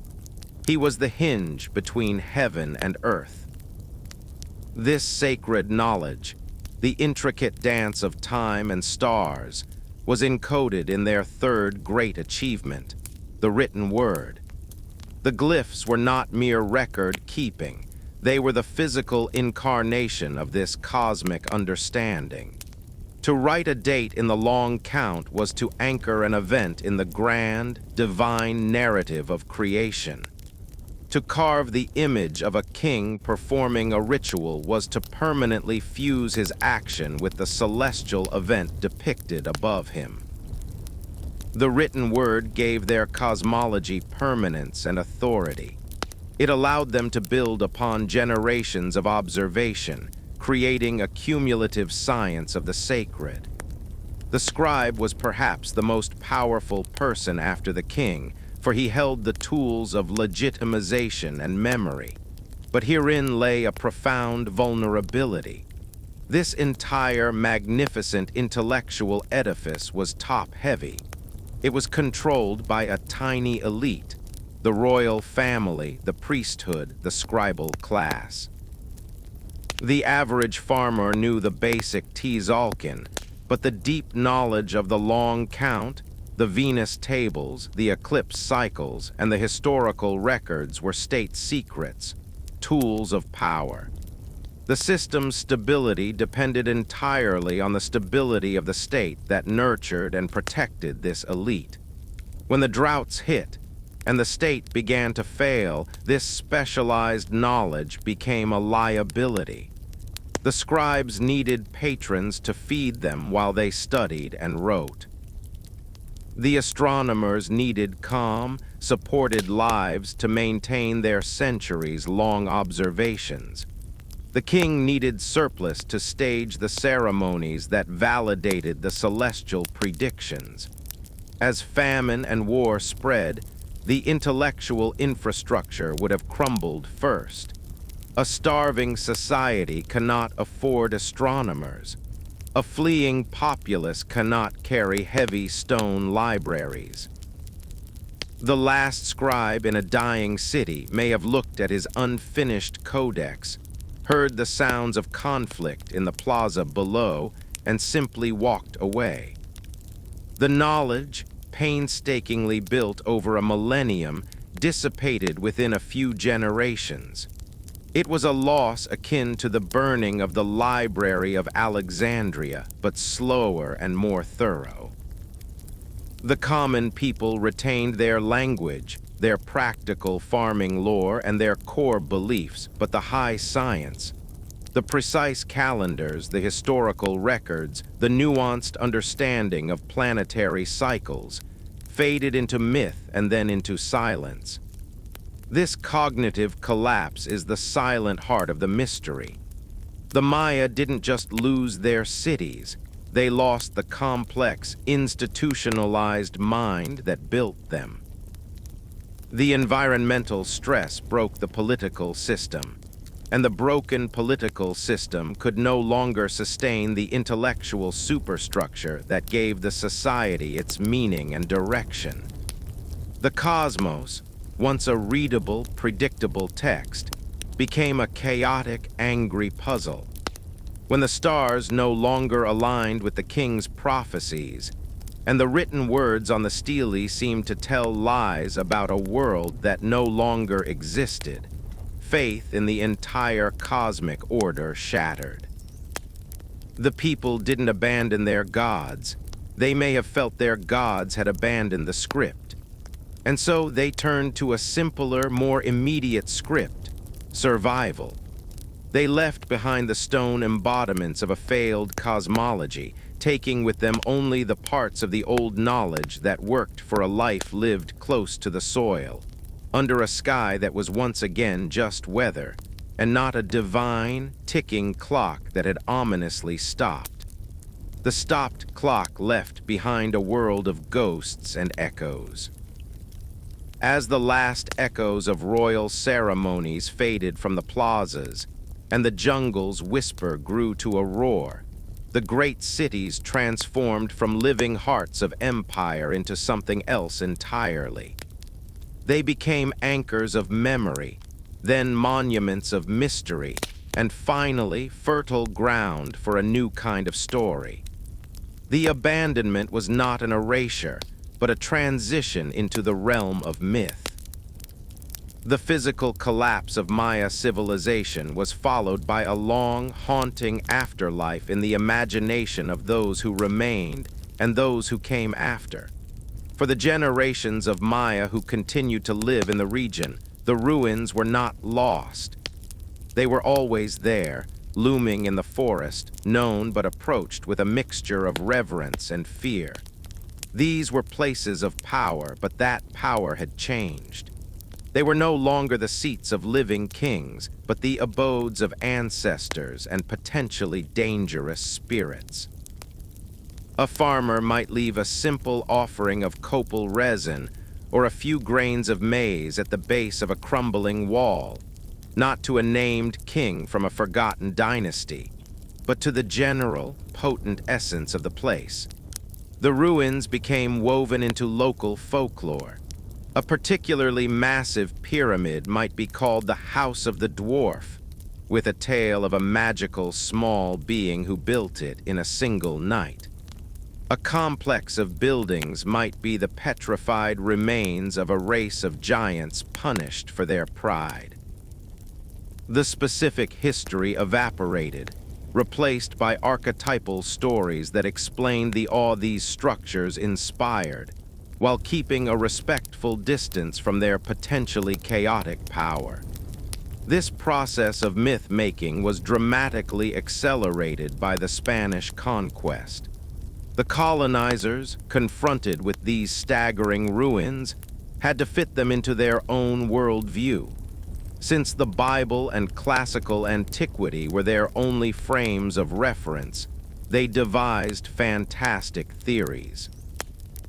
The ruins, they decided, could not be the work of the indigenous people they subjugated, those they considered inferior. Therefore, the builders must have been a lost tribe of Israel, survivors of Atlantis, Phoenician sailors, or even wandering bands of Romans or Egyptians. These lost civilization theories, though utterly false, served a crucial political purpose. They severed the connection between the living Maya and their own glorious past. It was a theft of heritage. If the true builders were some vanished white race, then the contemporary Maya were merely squatters in a land they had no deep claim to. making their displacement and exploitation seem justified. By the 19th and early 20th centuries, as archaeology emerged as a science, the myths evolved but still often denied the Maya their full due. The mysterious Maya trope was born. In popular books and magazines, they were portrayed as inscrutable, peaceful stargazers, a race of philosopher priests who vanished into thin air. This view, while more romantic than the racist colonial theories, was still a form of erasure. It stripped them of their humanity, their politics, their wars, their trade, their bloody rituals. A mystery is, by definition, unsolvable and disconnected from the present. This allowed the modern world to marvel at the Maya as aesthetic objects, beautiful puzzles, while continuing to ignore the struggles and rights of their living descendants. The ruins themselves became canvases for projection. In the 20th century, as the New Age movement grew, sites like Tikal, Palenque, and Chichen Itza became meccas for spiritual tourists. The Maya were reimagined as galactic sages, their calendars containing prophecies of cosmic alignment and spiritual awakening. The infamous 2012 phenomenon, which misinterpreted the end of a long count cycle as a prediction of global apocalypse or transformation, was the pinnacle of this external myth-making. Millions of people projected their own hopes, fears, and fantasies onto the Maya, with little regard for what the Maya actually thought or wrote. The living Maya communities near these sites often watched this influx with bemusement or frustration, as their ancestral homes were used as backdrops for another culture's spiritual narrative. Yet within this tangled forest of outside myths, the true Maya memory never died. It was kept in the oral histories, in the day keepers' calendars, in the stories of the Popol Vuh. The modern Renaissance is, in part, a forceful clearing away of these accumulated myths. It is the living Maya saying, "We are not a mystery, we are not vanished. Our ancestors were not aliens or Atlanteans, they were us." The scientific revelations from LiDAR and decipherment provide irrefutable evidence to back this claim. The story is coming full circle. The ruins, once claimed by jungle, then by colonists, then by mystics and tourists, are being reclaimed by the descendants of their builders. They are being transformed again, from sites of mystery and projection into sites of memory, education, and cultural pride. The ghosts are being given back their true names, and the echoes in the stone are finally being answered by the living voices of the Maya present. The dialogue between past and present is now a tangible, powerful force, resonating in community halls, in reforested fields, and in the very management of the awe-inspiring sites themselves. The modern Maya are not just inheritors of a legacy. They are active participants in its interpretation, protection, and its very meaning for future generations. This engagement is moving beyond symbolism into the hard, practical work of stewardship and sustainable survival, creating a new model that draws directly from the lessons of the ancient collapse. At the heart of this is the concept of cultural patrimony, the idea that the archaeological treasures belong, in spirit and in benefit, first and foremost to the descendant communities. This is sparking profound changes. At sites like Chichen in Honduras, Maya Ca Chorty, communities are deeply involved in the tourism industry not just as laborers, but as guides, storytellers, and decision makers. They are training to give tours that explain not only the kings and glyphs, but the enduring spiritual significance of the place, sharing perspectives that an outside archaeologist could never fully grasp. In Guatemala, initiatives are putting local Maya communities in charge of managing forest reserves around ruins like Tikal, recognizing that their traditional ecological knowledge is the best tool for preserving the landscape that cradles the monuments. This is a direct rebuke to the old, extractive model of archaeology. It asserts that preservation is not just about conserving stone, but about sustaining the living culture that gives that stone its context and meaning. This return to roots is also profoundly agricultural. Across the Yucatan and Guatemala, a powerful movement is underway to revive the traditional milpa system. Young Maya farmers, often educated and tech-savvy, are turning away from the chemical-dependent monoculture of industrial farming, which degrades the thin tropical soil their ancestors so carefully built. Instead, they are returning to the polyculture of the Three Sisters, maize, beans, and squash, interplanted with a diverse array of other useful plants. This method is more than nostalgia. It is a strategic response to climate change. The diversity of the milpa makes it more resilient to drought and pests. The bean plants fix nitrogen in the soil, reducing the need for fertilizer. It is a low-input, high-knowledge system that builds soil health rather than depleting it. In these fields, one can see the most practical possible lesson from the collapse being applied.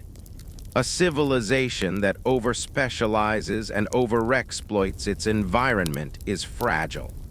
A culture that diversifies and works in cycles is resilient. These farmers are, in a very real sense, healing the land that their ancestors, in their final, desperate centuries, may have pushed too hard. The revival extends into the realm of justice and healing. For many Maya, especially in Guatemala, the ancient ruins are not just symbols of past glory, but also reminders of more recent trauma, the massacres and oppression of the late 20th century Civil War.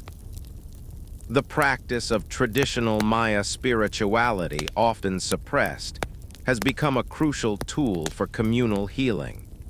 Ceremonies at sacred sites or at memorials for the war's victims blend ancient rituals with the needs of the present, helping communities process grief and reclaim identity. The past provides a framework for resilience, a reminder that they have endured cycles of catastrophe before and regenerated. Perhaps most importantly, this engagement is democratizing history. Through community museums curated by Maya people, through festivals that celebrate traditional dress, music, and dance, and through social media where Maya youth control their own narrative, the story is being taken back. The mystery is being replaced by history, a complex, owned, and living history. The goal is no longer to ask what happened to the Maya, as if they are a specimen under glass.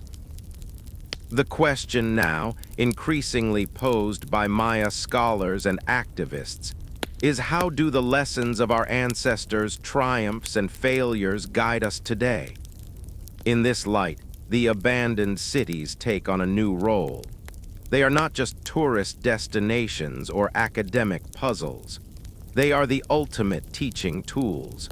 They stand as stone warnings about the perils of ecological hubris, political fragmentation, and unequal social structures.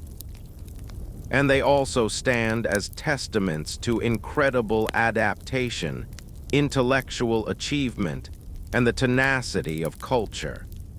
The modern Maya, by engaging with these sites as active stewards and interpreters, are completing a sacred circle.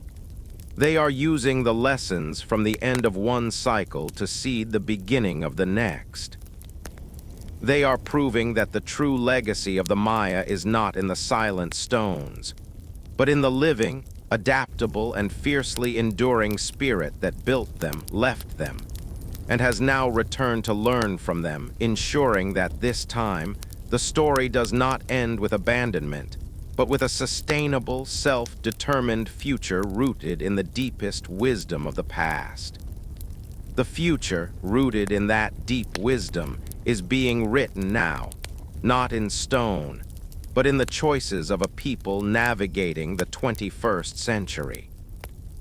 The final chapter of the Maya story is not one of conclusion, but of continuous becoming. The great cycle of the long count that so captivated the world did not end in 2012. It simply turned over, like the soil of a new milpa field. Today, over 10 million Maya people live across southern Mexico, Guatemala, Belize, and parts of Honduras and El Salvador. They are not a relic population. They are a vibrant, dynamic, and often divided mosaic of communities facing the relentless pressures of globalization, climate change, and the lingering inequalities of history. How they navigate these pressures will determine the next iteration of their millennia-long story. The challenges are stark. In the Guatemalan highlands, climate change is no longer an abstract concept from the past. It is a present danger. Erratic rainfall, more frequent and severe droughts, and unseasonal frosts are disrupting the ancient agricultural cycles, threatening food security for subsistence farmers. The very environmental stress that contributed to the classic collapse is now a modern crisis. Meanwhile, the lure of migration pulls at the fabric of communities.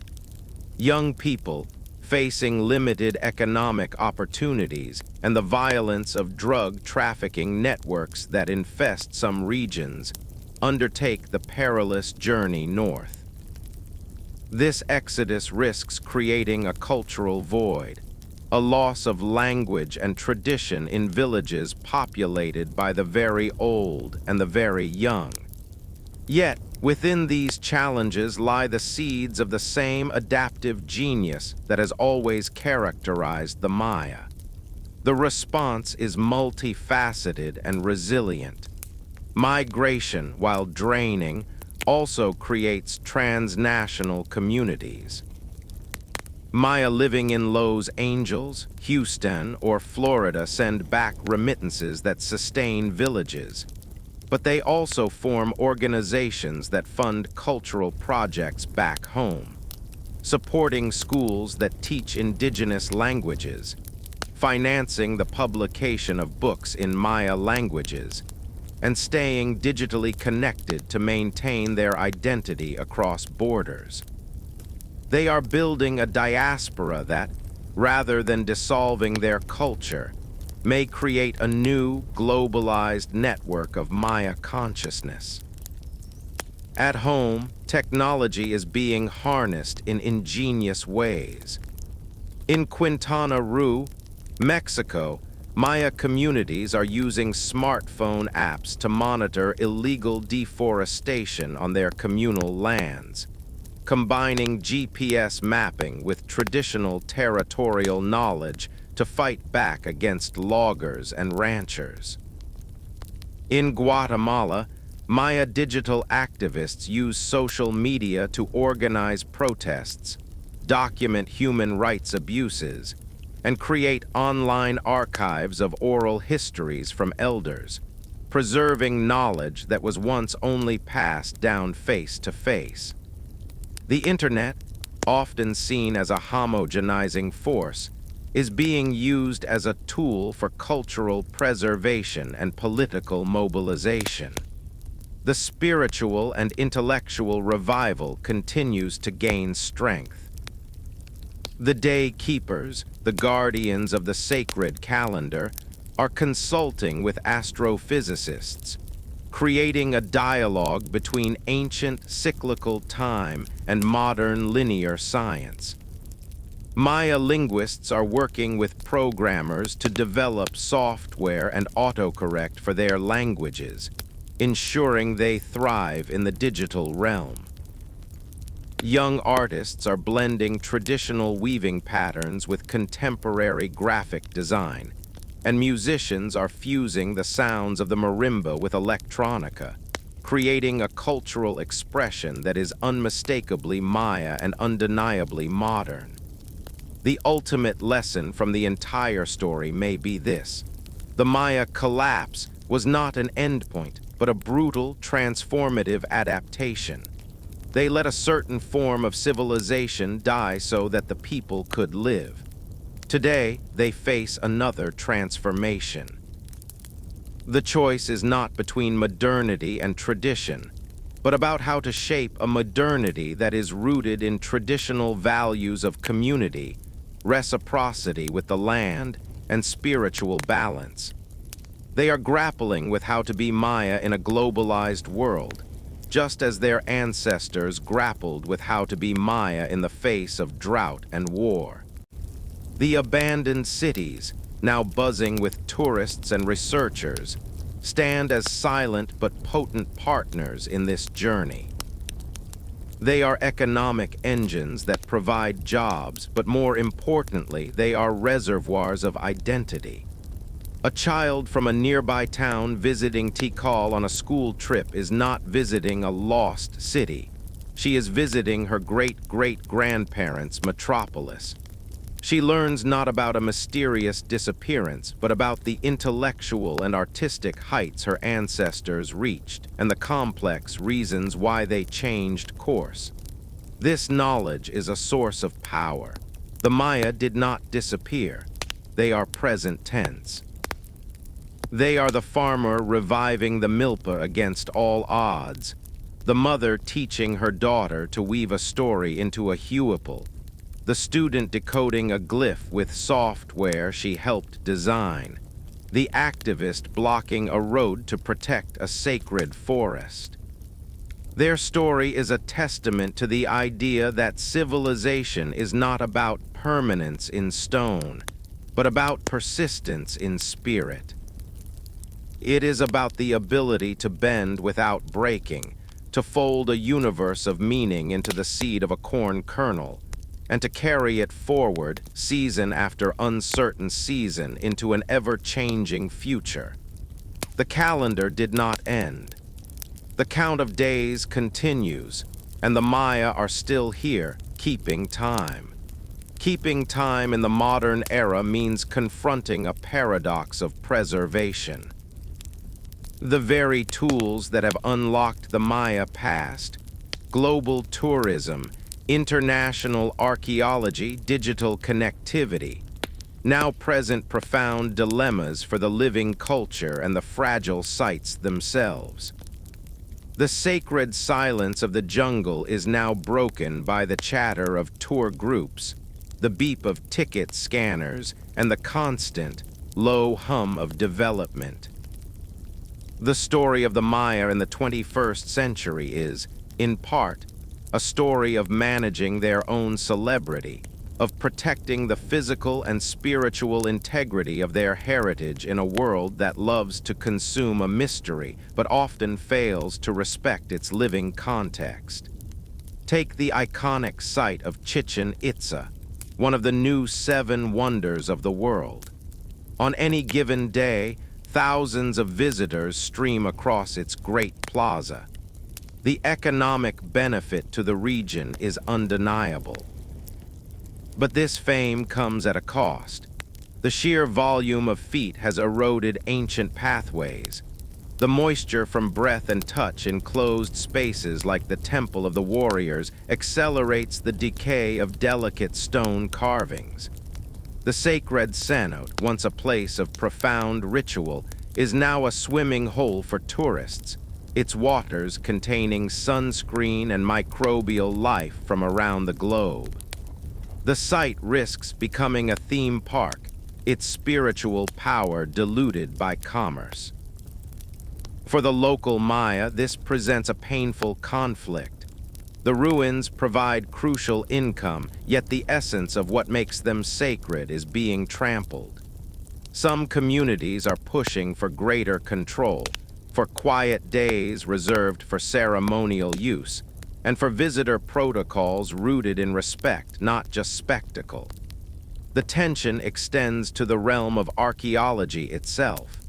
The classic model of excavation, digging, removing artifacts to museums, publishing findings, is increasingly questioned. Who owns the past? A beautifully painted vase from a royal tomb may belong legally to the national government, but to a Maya community, it is a piece of their soul, the property of an ancestor whose rest has been disturbed. There are growing calls for a slow archaeology, one that prioritizes non-invasive techniques like LiDAR and ground-penetrating radar over massive digs, that keeps artifacts in their regional context, and that involves descendant communities at every stage, from planning to interpretation. The question is no longer just what can we learn, but what should we uncover and who decides? This struggle for control of narrative and resources is mirrored in the biological realm. The Maya forest, the great green cradle of the civilization, is under siege. The Petén region of Guatemala, home to Tikal and thousands of newly LiDAR discovered sites, faces one of the highest deforestation rates in the Americas. Ranchers, oil palm plantation companies, and narco-traffickers clearing land for illegal airstrips are burning and clearing the jungle at an alarming rate. This is not just an ecological disaster. It is a cultural genocide. Each fallen tree reveals more of the archaeological landscape to looters who strip sites of marketable artifacts, destroying context and history for profit. It also destroys the living pharmacy of the forest, the plants used for traditional medicine, for dyes, for ceremony, eroding the practical knowledge that has survived for millennia. In response, a new kind of guardian has emerged, the community forest ranger. In Guatemala, concessions granted to local Maya communities to manage vast tracts of the Maya Biosphere Reserve have proven to be the most effective barrier against deforestation. These rangers, armed with traditional knowledge of the terrain and modern monitoring technology, patrol their ancestral lands. They are not just protecting wildlife and carbon sinks. They are protecting the unexcavated homes of their forebears, the sacred caves, the hidden cenotes. Their work draws a direct, powerful line from the ancient past to the sustainable future. It is a declaration that the preservation of the natural world and the preservation of cultural heritage are one and the same fight. This holistic view is the final, crucial lesson echoing from the past. The classic Maya collapse teaches that civilization and environment are inextricably linked. You cannot save one without tending to the other. The modern Maya, by fighting for their forests, are fighting for their history and their future. They are demonstrating that true resilience lies in integrated stewardship of land, of memory, of community. The great cities may be monuments to a past zenith, but the enduring civilization is found in the quiet, determined work of keeping the forest standing, the milpa growing, and the stories alive. The mystery of their disappearance has been solved. The challenge of their continued flourishing is the ongoing chapter, written daily in the choices between exploitation and respect. between forgetting and remembering, between a past locked in museum cases and a living culture, rooted in its landscape, reaching for the sun once more. Reaching for the sun once more requires looking back with clear eyes, not through the mist of romance or the shadow of ruin. As we stand at the convergence of past and present, the final pieces of the Maya story fall into place not as a singular solution to a whodunit, but as a profound understanding of a civilization's rhythm. The question, why did the Maya abandon their cities, has been answered, not with one word, but with a symphony of interrelated causes, a cascade of failures that teach us less about a people's end, and more about the delicate, dangerous dance of human societies with their world. The environmental trigger was real and devastating. The megadroughts of the 9th century, confirmed by the paleoclimate records in stalagmites and lake beds, were a hammer blow. But a hammer only shatters what is already under strain.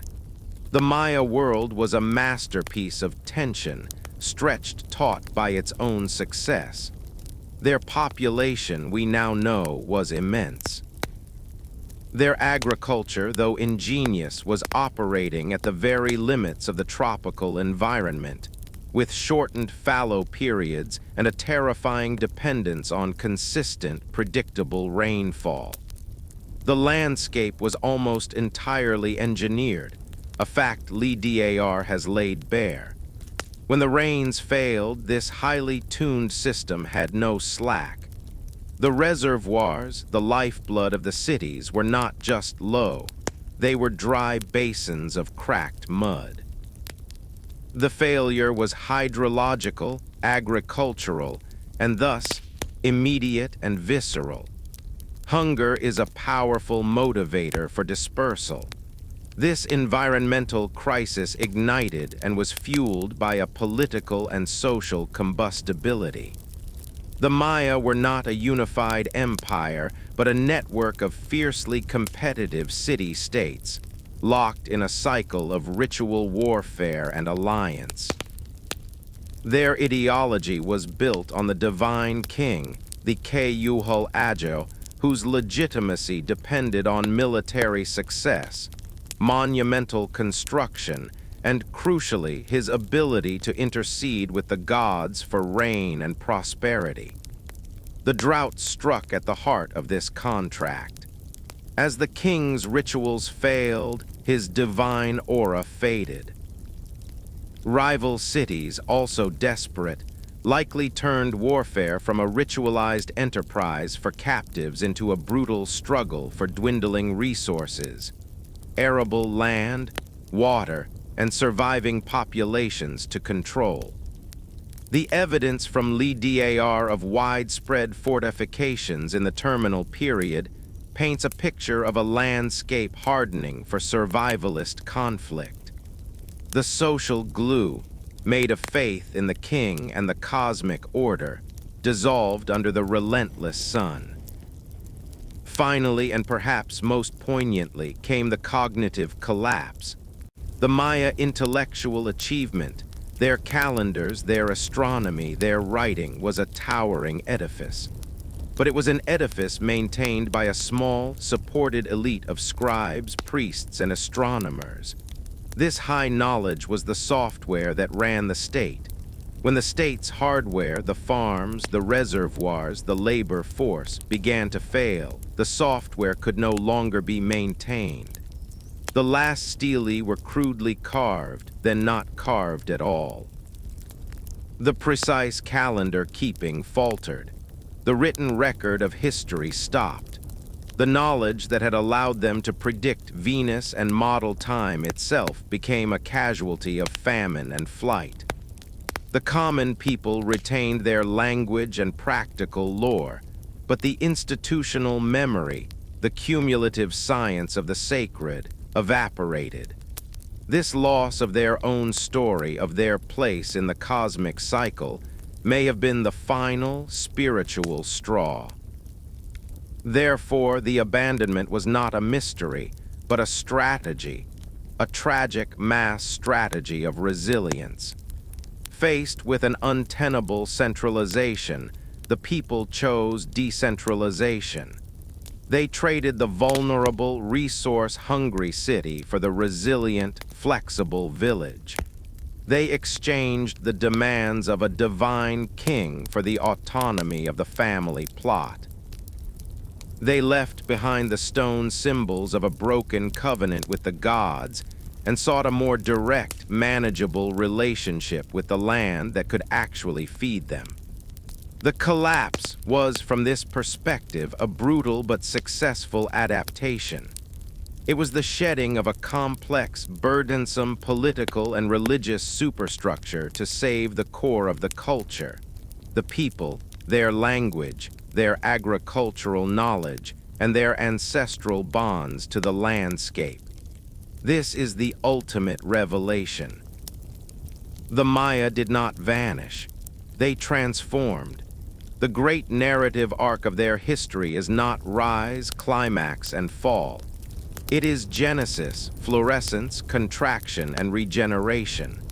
The people who built Tikal and Palenque are the direct ancestors of the people who revived the Milpa, defended Teazal, fought the caste war, and now patrol the forest reserves with GPS units. Their story is the antithesis of disappearance. It is the story of phenomenal endurance. The haunting beauty of the ruins is not a memorial to a dead civilization, but a testament to a living one's capacity to change, to endure, and to remember. The stones whisper not, "We are gone," but "We are still here and we have learned." The calendar did not end. The count of days continues, kept now not only by day keepers in highland villages, but by a global community that has finally learned to listen to the true, unbroken story of the Maya. A story written not in endings, but in cycles of resilience, echoing from the deep past into an uncertain future, reminding us all of the fragile, precious balance between human ambition and the enduring power of the earth.